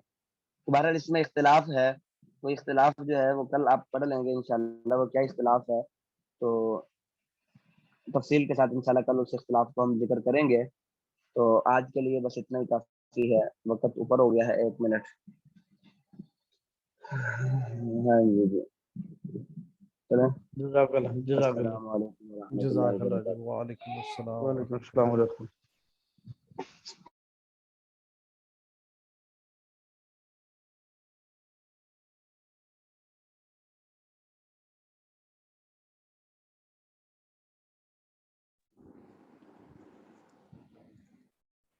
السلام علیکم ورحمۃ اللہ وبرکاتہ. وعلیکم السلام ورحمۃ اللہ. وعلیکم السلام وعلیکم ورحمۃ السلام اللہ ورحمۃ وبرکاتہ. اللہ وبرکاتہ. جی سب خیریت سے ہیں؟ ٹھیک ہیں جی. الحمدللہ صاحب. سبق یاد ہے آپ کو؟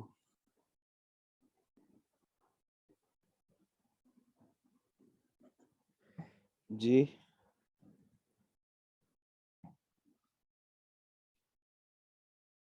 سبق یاد ہے آپ کو بھائی؟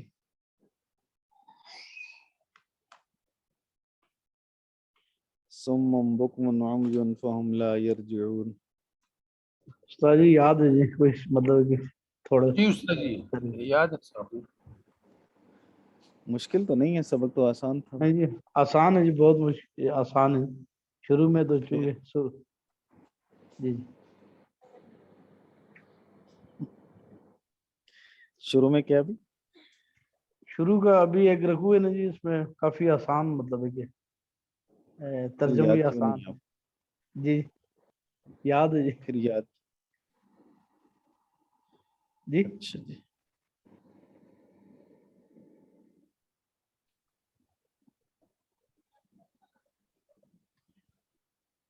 اعوذ باللہ من الشیطان الرجیم، بسم اللہ الرحمن الرحیم.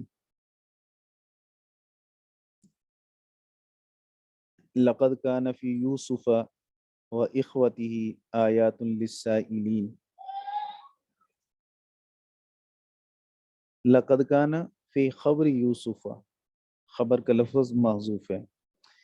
سیدنا یوسف علیہ السلام اور ان کے بھائیوں کی خبر میں آیات نشانیاں ہیں، عبرتیں ہیں، للسائلین سوال کرنے والوں کے لیے.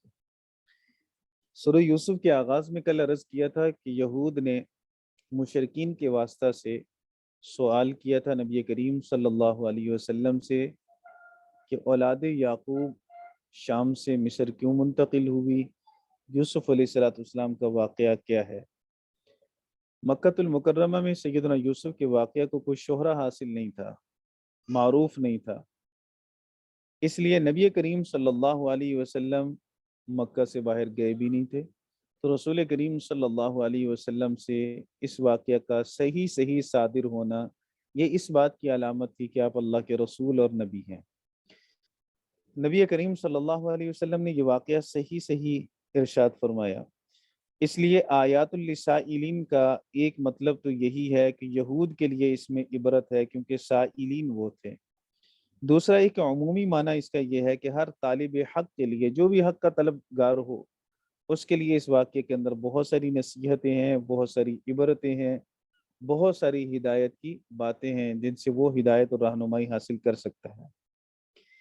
اذ قالوا لیوسف واخوہ، جب انہوں نے کہا یقیناً یوسف و اخوہ اور اس کا بھائی، احب الی ابینا محبوب ہے ہمارے باپ کی طرف، منا ہماری بنسبت، وَنَحْنُ عُصْبَةٌ حالانکہ ہم تو طاقتور ہیں، ہم تو جوان ہیں. عصبہ کا اطلاق 5 سے لے کر 10 تک ہوتا ہے جی.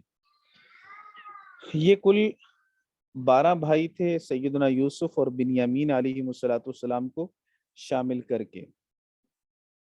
سیدنا یعقوب علیہ السلام کی بیوی لیہ بنت لیان، لام یا الف، یہ ماموزاد بہن بھی تھیں اور حضرت کی زوجہ محترمہ بھی تھیں. ان سے 6 بیٹے پیدا ہوئے. ایک کا نام روبیل، دوسرے کا نام شمعون، تیسرے کا نام لادی، چوتھے کا نام یہودا، 5ویں کا نام ریان اور 6ٹھے کا نام یشجر. ناموں میں تفاسیر کے اندر تھوڑا سا اختلاف ہے، لیکن جو بھی دیکھ لیں یہ نام 6 ان کے ہیں. پھر ان حضرت کی دو باندیاں تھیں، ایک باندی کا نام زلفہ اور ایک کا نام بلہمہ۔ ان دو باندیوں سے 4 بیٹے پیدا ہوئے، ایک کا نام دان، دوسرے کا نام تفتالی، تیسرے کا نام جاد اور چوتھے کا نام عاشر۔ 4 اور 6 10 ہو گئے۔ پھر سیدنا یعقوب علیہ السلام نے نکاح فرمایا راحیل سے، جو کہ لیا بنت لیان کی بہن ہے۔ ان سے پھر سیدنا یوسف اور بنیامین پیدا ہوئے۔ اب یہ 10 بیٹے جوان تھے، عصبہ تھے، طاقتور تھے۔ انہوں نے سیدنا یعقوب علیہ السلام کے بارے میں یہ شکوہ کیا کہ ہمارے ساتھ محبت کم، باپ کے سیدنا یوسف اور بنیامین کے ساتھ زیادہ، جبکہ وہ چھوٹے بچے ہیں، ہم طاقتور ہیں، ہم تو ساتھ دے سکتے ہیں، ہم تو باپ کا دست و بازو بن سکتے ہیں، ہم تو باپ کا سہارا بن سکتے ہیں، ہم تو ان کے کام کاج کرتے ہیں، محبت ہم سے ہونی چاہیے۔ محبت ان چھوٹوں سے کی جاتی ہے جو بالکل چھوٹے ہیں، کمزور ہیں، ساتھ بھی نہیں دے سکتے، سہارا نہیں بن سکتے، کما کے نہیں لا سکتے، بکریاں اور باہر کے کام نہیں کر سکتے۔ جبکہ سیدنا یعقوب علیہ السلام کا حقوق واجبہ میں رویہ سب بیٹوں کے ساتھ برابر اور یکساں تھا، چونکہ اللہ کا حکم یہی ہے کہ باپ کو اپنی اولاد ساری کی ساری برابر رکھنی ہے، اولاد میں اونچ نیچ کرنا شرعاً جائز نہیں ہے، تو پھر پیغمبر کیوں کرے گا اونچ نیچ؟ نبی اونچ نیچ کیوں کرے گا جبکہ نبی تو معصوم عن الخطا ہے؟ اس لیے سیدنا یعقوب علیہ السلام حقوق واجبہ میں سب کے ساتھ عادلانہ رویہ تھا ان کا۔ البتہ ایک محبت ہوتی ہے غیر اختیاری محبت، وہ غیر اختیاری محبت سیدنا یوسف علیہ السلام کے ساتھ زیادہ تھی، اور اس میں مواخذہ نہیں ہے۔ غیر اختیاری محبت میں آپ کی ایک شادی ہے، اللہ کرے 2 ہو جائیں، 3 ہو جائیں، 4 ہو جائیں، تو 4 بیویوں میں مساوات کرنا لازم اور ضروری ہے، لیکن جو غیر اختیاری محبت ہے کہ کسی ایک بیوی کے اخلاق کی وجہ سے اگر آپ کا قلبی میلان اس کی طرف زیادہ ہے تو اس میں مواخذہ نہیں ہے۔ خود ہمارے آقا صلی اللہ علیہ وسلم نے سب ازواج کے ساتھ نان نفقہ میں، راتوں کے گزارنے میں، دن کے گزارنے میں برابری اور مساوات سے کام لیا، لیکن ام المؤمنین سیدہ عائشہ صدیقہ طیبہ طاہرہ عفیفہ سلام اللہ علیہا کے ساتھ ایک الگ سے امتیازی محبت تھی جو غیر اختیاری تھی، جس کے لیے خود رسول کریم صلی اللہ علیہ وسلم فرمایا کرتے تھے کہ اللہ اس کے بارے میں میرا مواخذہ نہ کرنا۔ تو غیر اختیاری محبت میں مواخذہ نہیں ہے، اس لیے سیدنا یعقوب علیہ السلام کا جو غیر اختیاری طور پر ایک میلان تھا سیدنا یوسف کی طرف، وہ قابل مواخذہ نہیں تھا، وہ پیغمبری شان کے خلاف نہیں تھا۔ پھر سیدنا یوسف کی طرف میلان کیوں تھا؟ اس کی وجہ کیا تھی؟ یہ بات تو ٹھیک ہے کہ سیدنا یوسف علیہ السلام ظاہری حسن و جمال میں با کمال تھے، اللہ نے انہیں بہت زیادہ حسن و جمال دیا تھا، لیکن پیغمبر کبھی کسی کے ظاہری حسن پہ فدا نہیں ہوتا۔ اصل میں سیدنا یعقوب علیہ السلام پیغمبر ہونے کی حیثیت سے دیکھ رہے تھے کہ بیٹے یوسف کی پیشانی میں نور نبوت ہے، اور آنے والے وقت میں اللہ تعالیٰ نے انہیں نبوت سے سرفراز کرنا ہے۔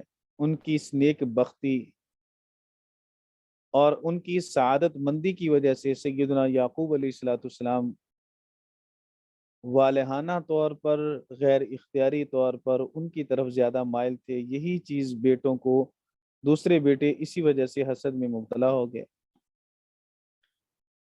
اور انہوں نے آپس میں یہ مشورہ کیا کہ لَيُوسُفُ وَأَخُوهُ أَحَبُّ إِلَيْنَا أَحَبُّ إِلَىٰ أَبِينَا مِنَّا، یوسف اور اس کا بھائی ہماری بنسبت باپ کی زیادہ قریب ہے، محبوب ہے، وَنَحْنُ عُصْبَةٌ، حالانکہ ہم جماعت ہیں، إِنَّ أَبَانَا لَفِي ضَلَالٍ مُبِينٍ، بے شک ہمارے ابا جان یقیناً واضح خطا کر رہے ہیں۔ ضلال مبین مولانا ایک تو یہاں سیدنا یعقوب کے لیے استعمال ہوا، اور ایک آگے آیت نمبر 30 کے آخر میں زلیخا کے لیے بھی فی ضلال مبین کا لفظ استعمال ہوا سورہ یوسف میں،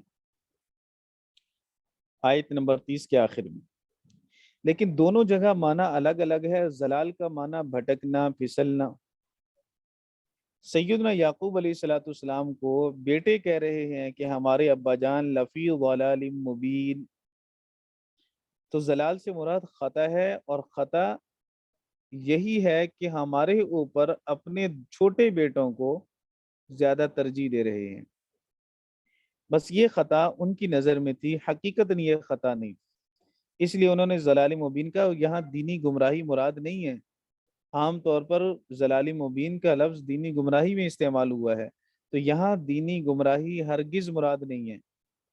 اس لیے کہ سیدنا یعقوب علیہ السلام کے بیٹے، انہوں نے جھوٹ تو بولا، انہوں نے دھوکہ تو دیا، انہوں نے بھائی پر ظلم تو کیا، باپ کے ساتھ انہوں نے غلط بیانی سے کام تو لیا، قتل کا ارادہ تو کیا، لیکن سب گناہوں کے باوجود بھی وہ مسلمان تھے، کافر نہیں تھے. اور اگر وہ سیدنا یعقوب پہ دینی گمراہی کا الزام لگائیں تو پھر اس صورت میں تو کافر بن جائیں گے. تو یہاں مراد فی ضلال مبین سے مراد دینی گمراہی نہیں ہے، بلکہ اس سے مراد صرف یہ ہے لفی ضلال مبین، ضلال سے مراد خطا، اور مراد اس سے ہے بِإِثَارِهِمَا عَلَيْنَا، وہ ہم سب پر ان دونوں کو ترجیح دیتے ہیں، بس یہ مراد ہے اس سے. اقتلوا یوسف، اب آپس میں مشورہ کیا، اقتلوا یوسف اب اطرحوا، یوسف کو قتل کر دو یا اسے پھینک دو، ارضن، ایسی زمین میں جو زمین دور ہو، یخل لکم وجہ ابیکم، تمہارے باپ کی توجہ تمہاری طرف خالص ہو جائے گی. تو آیت کریمہ یہ بتلاتی ہے کہ وہ باپ کو اذیت نہیں دینا چاہتے تھے، باپ کے لیے تکلیف کا سامان نہیں کرنا چاہتے تھے. ان کا مقصد صرف اور صرف یہ تھا کہ ہمارے ابا کی توجہ ہماری طرف زیادہ ہو، اور باپ کی توجہ کو چاہنا، باپ کی توجہ کو اپنی طرف مبذول کرنا یہ گناہ نہیں ہے، بہت بڑی نیکی ہے. جی اچھی بات ہے، لیکن اس اچھی بات کو حاصل کرنے کا طریقہ غلط تھا، طریقہ صحیح اختیار نہیں کیا.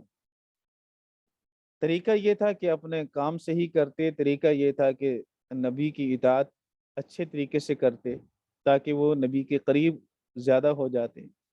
لیکن انہوں نے وہ طریقہ اختیار کیا جو شرعاً جائز نہیں تھا، غلط طریقہ تھا. مقصد ٹھیک تھا، اس مقصد کے حصول کے لیے طریقہ غلط تھا. اس لیے مقصد بھی ٹھیک ہونا چاہیے، مقصد کے حصول کا انداز اور طریقہ، راستہ بھی ٹھیک چننا چاہیے.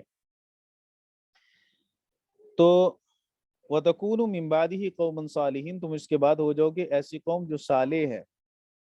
مولانا تَكُونُ مِن بَعْدِهِ، من بعد یوسف، من بعد قتل یوسف، من بعد طرح یوسف، یوسف علیہ السلام کو قتل کرنے کے بعد یا ان کو پھینکنے کے بعد پھر ہم ایسی قوم بن جائیں گے جو صالح ہوں گے. صالحین کی ایک تفسیر تو مفسرین کرام نے توبہ سے کی کہ ہم بعد میں توبہ کر لیں گے. معلوم ہوا کہ ان کی نظر میں جرم تو تھا نا، وہ یہ تو سمجھ رہے تھے کہ ہم غلط کام کر رہے ہیں، لہذا بعد میں توبہ کر لیں گے. دوسرا مطلب اس کا یہ ہے کہ قومن صالحین، ہم بعد میں صالحین ہو جائیں گے، یعنی اپنے ابا سے اپنا معاملہ ٹھیک کر لیں گے. آخر باپ ہے، معاف کر دیں گے. آخر ابا جان ہے جن سے محبت ہے، جب وہ نظروں میں نہ رہے پھر وہ ساری محبت بھی ہماری طرف آئے گی. لہٰذا وہ ہماری اس خطا کو، ہماری اس غلطی کو درگزر فرما کر ہمیں اپنے سینے سے لگائیں گے، ہمیں ان کا قرب نصیب ہو جائے گا. تو دونوں تفسیریں مفسرین کرام نے فرمائیں. قال قائل، کہنے والے نے کہا، قال قائل منہم، ان میں سے کہنے والے نے کہا، لا تقتلوا یوسف، یوسف کو قتل نہ کرو، وَأَلْقُوهُ فِي غَيَابَةِ الْجُبِّ، اور اسے اندھیرے کنویں میں ڈال دو. يَلْتَقِطْهُ بعض السَّيَّارَةِ، بعض مسافرین اسے اٹھا لیں گے. ان کنتم فاعلین، اگر تم کچھ کرنا ہی چاہتے ہو، اگر کرنے والے ہو، اگر تم اپنے عزم اور ارادے میں پکے ہو کہ ہم یوسف کو راستے سے ہٹانا چاہتے ہیں، تو بھائی یوسف کو قتل تو نہ کرو، اپنے ہی بھائی کے خون میں اپنے ہاتھوں کو رنگین نہ کرو. یہ مشورہ دینے والے یہودا تھے، بعض نے روبیل کہا، بعض نے یہودا کہا. تو یہودا کی متعلق زیادہ آراء ہیں مفسرین کرام کی. یہ صاحب الرائے تھا، اور سیدنا یعقوب علیہ السلام نے جب گھر سے سیدنا یوسف کو ان کے ساتھ بھیجا تھا تو تب بھی یہودا کو مخاطب کر کے کہا تھا خیال رکھنا اس کا. تو سیدنا یعقوب علیہ السلام نے بھی انہی کو مخاطب کیا. تو یہودا نے یہ مشورہ دیا کہ بھائی قتل نہ کرو، بھائی کے خون میں اپنے ہاتھ کو رنگین نہ کرو، مقصد تو یہ ہے نا کہ ہمارے راستے سے ہٹ جائے، تو اسے کنویں میں پھینک دو. لا تقتلوا یوسف، یوسف کو قتل نہ کرو. وَأَلْقُوهُ فِي غَيَابَةِ الْجُبِّ، الغیابہ کہتے ہیں اس جگہ کو جو کسی چیز کو ڈھانپ لے. یہ کنواں اوپر سے تنگ نیچے سے کھلا تھا، جو چیز اس کے اندر گرتی تو وہ گویا ڈھانپ لی جاتی، نظر نہ آتی۔ الجب اس کنویں کو کہتے ہیں جس کی منڈیر نہ ہو، کنویں کے سائڈ پہ جو دیوار کی جاتی ہے نا، وہ دیوار نہ ہو، من نہ ہو۔ لقطہ اور لقیط آپ نے قدوری میں پڑھ لیا ہوگا۔ لقطہ کہتے ہیں گری بڑی چیز کو، لقیط کہتے ہیں گری بڑی جاندار چیز کو۔ التقاط کا مطلب یہ ہے کہ کسی چیز کو ایسی جگہ سے پا لینا جہاں سے انسان کا وہم و گمان بھی نہ ہو۔ تو یلتقطہ بعض السیارہ مسافرین میں سے بعض نے سیدنا یوسف کو وہاں سے پایا جہاں سے ان کا وہم و گمان بھی نہیں تھا۔ کنویں سے تو پانی لینا تھا، یہ ڈول نیچے لٹکایا، کنویں سے انسان نکلا تو وہم و گمان بھی نہیں تھا کہ یہاں سے انسان نکلے گا۔ اس لیے فرمایا بعض السیارہ ان کنتم فاعلین، اگر تم کچھ کرنے والے ہو تو بھائی یوں کر لو۔ قالوا یا ابانا، انہوں نے کہا کہ ہمارے ابا جان، مالکا، کیا ہو گیا آپ کو، لا تأمنا علی یوسف کے بارے میں آپ ہم پر اعتمادی نہیں کرتے، وَإِنَّا لَهُ لَنَاصِحُونَ، حالانکہ ہم تو یوسف کے خیر خواہ ہیں، آپ ہم پر اعتماد کیوں نہیں کرتے ہو؟ ارسلہ معنا غدن، بھیج دیجئے یوسف کو ہمارے ساتھ، غدن آنے والے کل میں، غدن یرتع، تاکہ وہ خوب سیر ہوں، ویلعب، اور کھیلیں، وَإِنَّا لَهُ لَحَافِظُونَ، بے شک ہم اس کی حفاظت کرنے والے ہیں۔ قال انی لا يحزننی ان تذهبوا به، سیدنا یعقوب نے فرمایا کہ بے شک مجھے یہ بات غمزدہ کرتی ہے کہ تم اسے لے جاؤ، واخاف ان یاکلہ الذئب، اور میں ڈرتا ہوں اس بات سے کہ اسے بھیڑیا کھا لے، وانتم عنہ غافلون، اور تم اس سے غافل ہو۔ مولانا سب سے پہلے قائل کرنے کی کوشش کی بچوں نے، بیٹوں نے سیدنا یعقوب علیہ السلام کو، جھوٹا پیار جتلایا سیدنا یعقوب علیہ السلام سے، سیدنا یعقوب کے سامنے سیدنا یوسف کے ساتھ۔ یوسف ہمارے پیارے ہیں، آنکھوں کے تارے ہیں، ہم بڑی محبت کرتے ہیں، ہمارے ساتھ آئیں گے، کھیلیں گے، پھل کھلائیں گے، سارا دن گھر میں بند رہنا، ایک ہی جگہ پہ محصور رہنا۔ یوسف کو چاہیے کہ ہمارے ساتھ چلے، کھیلے کودے، اس کے جسم میں طاقت اور جان پیدا ہو۔ مختلف طرح کی تقریریں انہوں نے کی، سب نے اپنی اپنی۔ سیدنا یعقوب علیہ السلام نے اس کا جواب کوئی نہیں دیا۔ معلوم ہوا کہ کھیل کود کرنا جس میں انسان کی جسم کی ورزش ہوتی ہو وہ جائز ہے، کیونکہ حضرت یوسف علیہ السلام کے بارے میں یرتع و یلعب جب کہا تو حضرت یعقوب نے اس کی تردید نہیں فرمائی۔ تو ہر وہ کھیل، ہر وہ گیم جس سے انسان کے جسم کو فائدہ پہنچے، ذہنی نشو و نما ہو، تو وہ کھیل کھیلنا جائز ہے، اور وہ کھیلیں جن میں انسان کے جسم کو کچھ فائدہ نہ پہنچے تو وہ صرف وقت کا ضیاع ہوتی ہیں، اس لیے ان کو کھیلنا ٹھیک نہیں ہے۔ تو انہوں نے تسلی دی، وَإِنَّا لَهُ لَحَافِظُونَ، بے شک ہم اس کے محافظ ہیں۔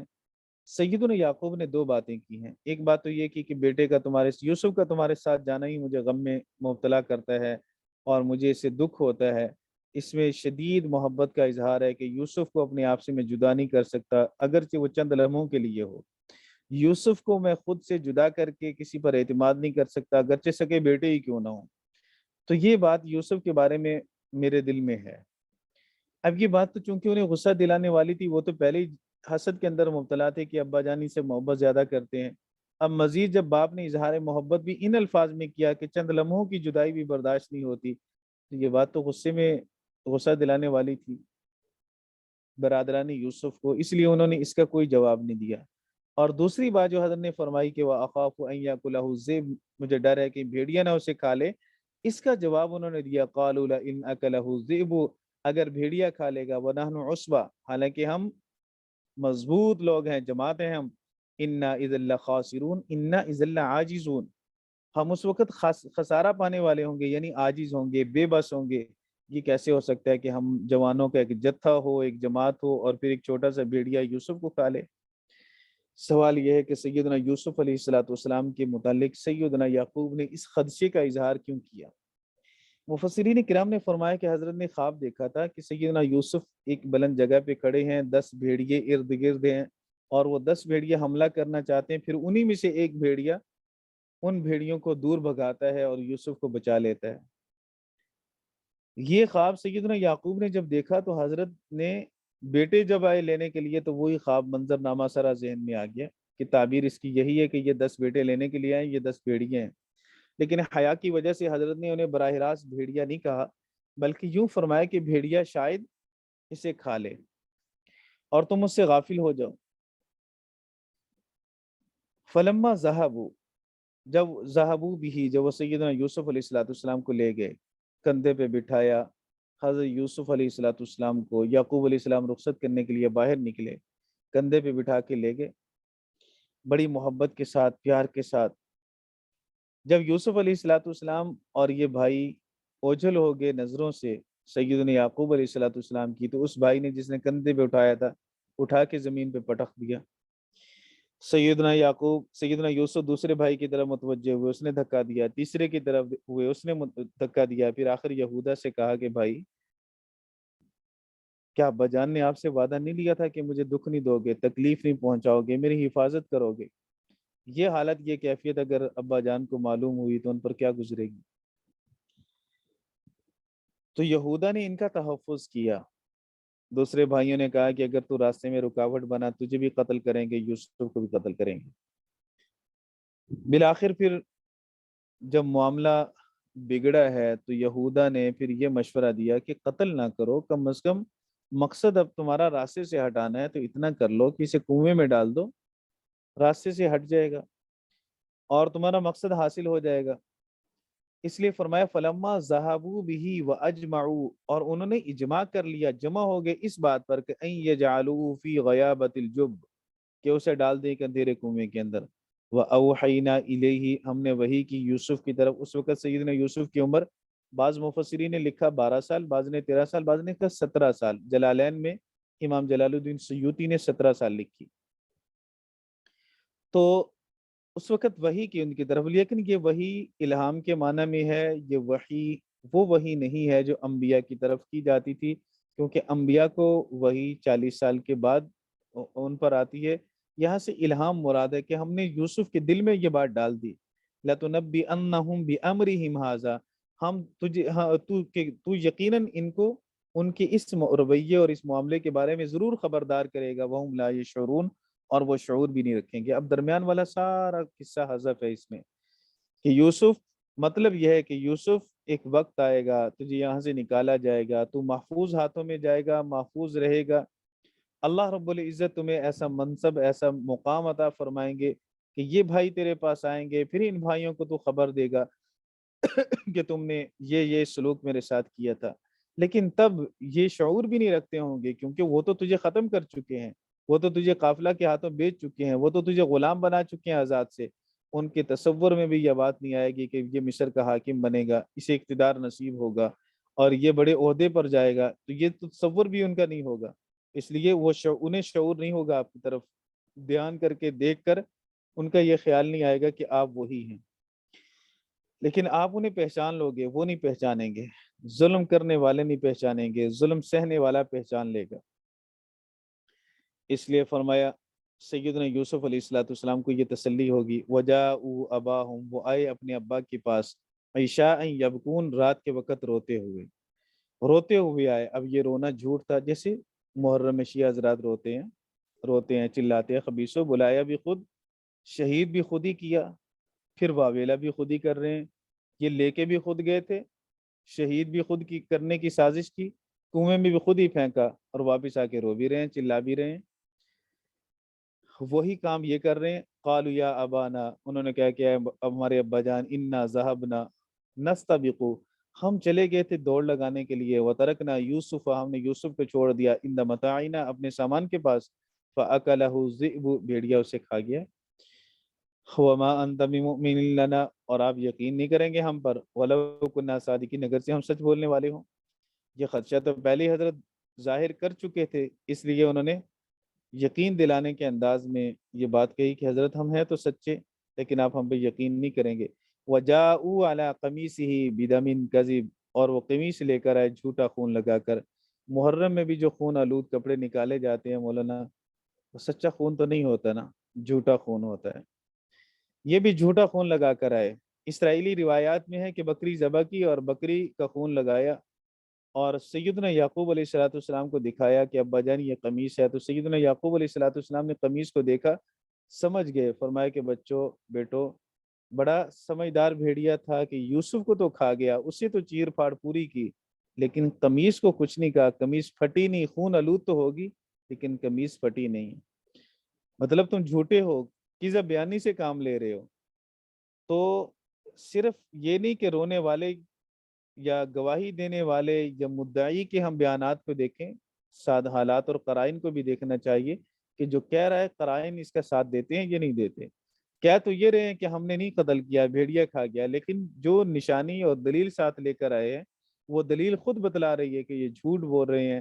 بھیڑیے نے اگر چیر پھاڑ کی ہوتی تو قمیص پہلے پھٹتا تبھی جسم تک بھیڑیا پہنچتا، لیکن قمیص سے ہی سلامت ہے، پھاڑنا بھول گئے اور خون لگا کے لے آئے کہ یہ خون آلود قمیص سیدنا یوسف علیہ السلام کی ہے۔ تو کہا وَجَاءُوا عَلَىٰ قَمِيصِهِ بِدَمٍ كَذِبٍ قَالَ بَلْ سَوَّلَتْ لَكُمْ أَنفُسُكُمْ أَمْرًا۔ سیدنا یعقوب نے فرمایا کہ بلکہ تمہارے دل نے تمہارے لیے باتیں گھڑ لی ہے، اب ہو کیا سکتا ہے۔ فَصَبْرٌ جَمِيلٌ، پیغمبرانہ شان یہ ہے کہ ایسے حالات میں آ کے صبر کیا جاتا ہے، ماتم نہیں کیا جاتا۔ وَاللَّهُ الْمُسْتَعَانُ، اور اللہ اسی سے مدد مانگی جائے گی، عَلَىٰ مَا تَصِفُونَ، اس بات پر جو تم بیان کر رہے ہو۔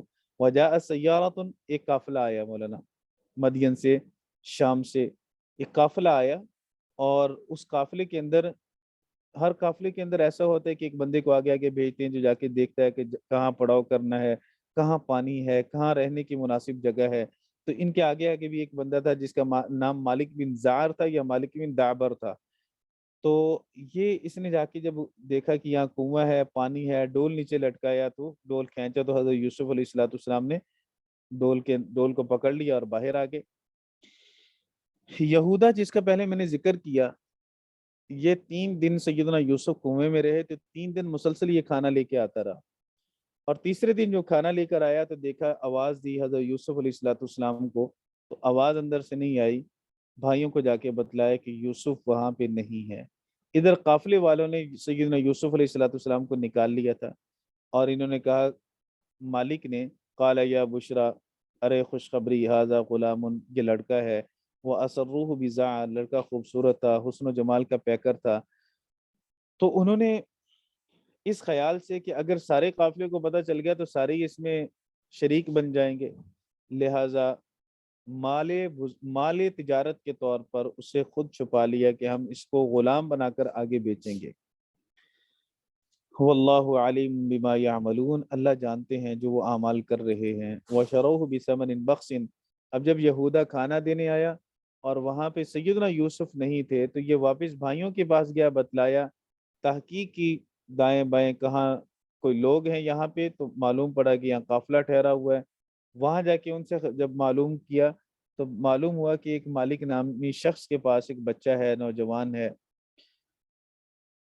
اسے جا کے ملے، اسے کہا کہ یہ ہمارا غلام تھا، بھگوڑا ہے، بھاگا ہوا ہے، نعوذ باللہ، تو ہمارے حوالے کر دو۔ انہوں نے کہا کہ نہیں، ہم تو آپ کے حوالے نہیں کریں گے، ہم نے تو کنویں سے اس کو نکالا ہے۔ تو حوالے تو وہ لینا بھی نہیں چاہ رہے تھے، یہ تو ایک رسمی گفتگو تھی۔ پھر بالآخر انہوں نے کہا کہ ایسا کر لو، ہم اس کو آپ کے ہاتھ بیچ دیتے ہیں۔ تو چند ٹکے لے کر سیدنا یوسف علیہ السلام کو بیچ دیا۔ اس لیے اللہ رب العزت نے فرمایا کہ وَشَرَوْهُ بِثَمَنٍ بَخْسٍ، چند حقیر سمن کے بدلے اس کو بیچا، دراہم معدودہ، گنے چنے دراہم، مفسرین کرام نے لکھا تقریباً 40 درہم تھے۔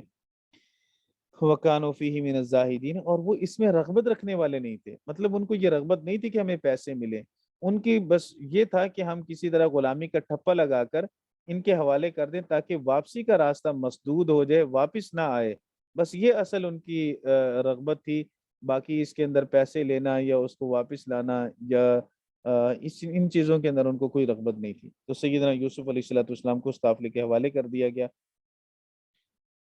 اور وہ بات ثابت ہوگی جو شروع میں نے عرض کیا کہ اقارب کی طرف سے تکلیفیں سیدنا یوسف علیہ السلام کو ملی، پہلے انبیاء کو اجانب کی طرف سے، ان کو اقارب کی طرف سے، تو یہ تکلیف پر تکلیف، تکلیف پر تکلیف، اذیت پر اذیت ملتی رہی سیدنا یوسف علیہ السلام کو، لیکن اللہ تعالیٰ نے ساری تکالیف سے نکال کر عزت کا تاج دیا، اور سیدنا یوسف علیہ السلام کا وہ خواب جو انہوں نے شروع میں دیکھا وہ سچا ہوا۔ اس سارے واقعہ کے اندر سیدنا یوسف علیہ السلام کو جب ٹھوکر لگی بھائیوں سے، تو بھائیوں نے یہ تانا بھی بار بار دیا ہے کہ اب بلاؤ نا ان 11 ستاروں کو اور سورج اور ستارے کو جو تجھے سجدہ کرتے ہیں۔ ان کو کسی طریقے خواب کا علم ہو گیا تھا، جس کی وجہ سے ان کا حسد اور بڑھ گیا۔ اللہ رب العزت ہم سب کو حسد سے بچائے، حاسدین کی شر سے بچائے، قرآن پاک پڑھنے کی، سمجھنے کی، عمل کرنے کی اللہ تعالی ہم سب کو توفیق عطا فرمائے۔ السلام آمین۔ علیکم ورحمۃ اللہ وبرکاتہ۔ وعلیکم السلام ورحمۃ اللہ وبرکاتہ۔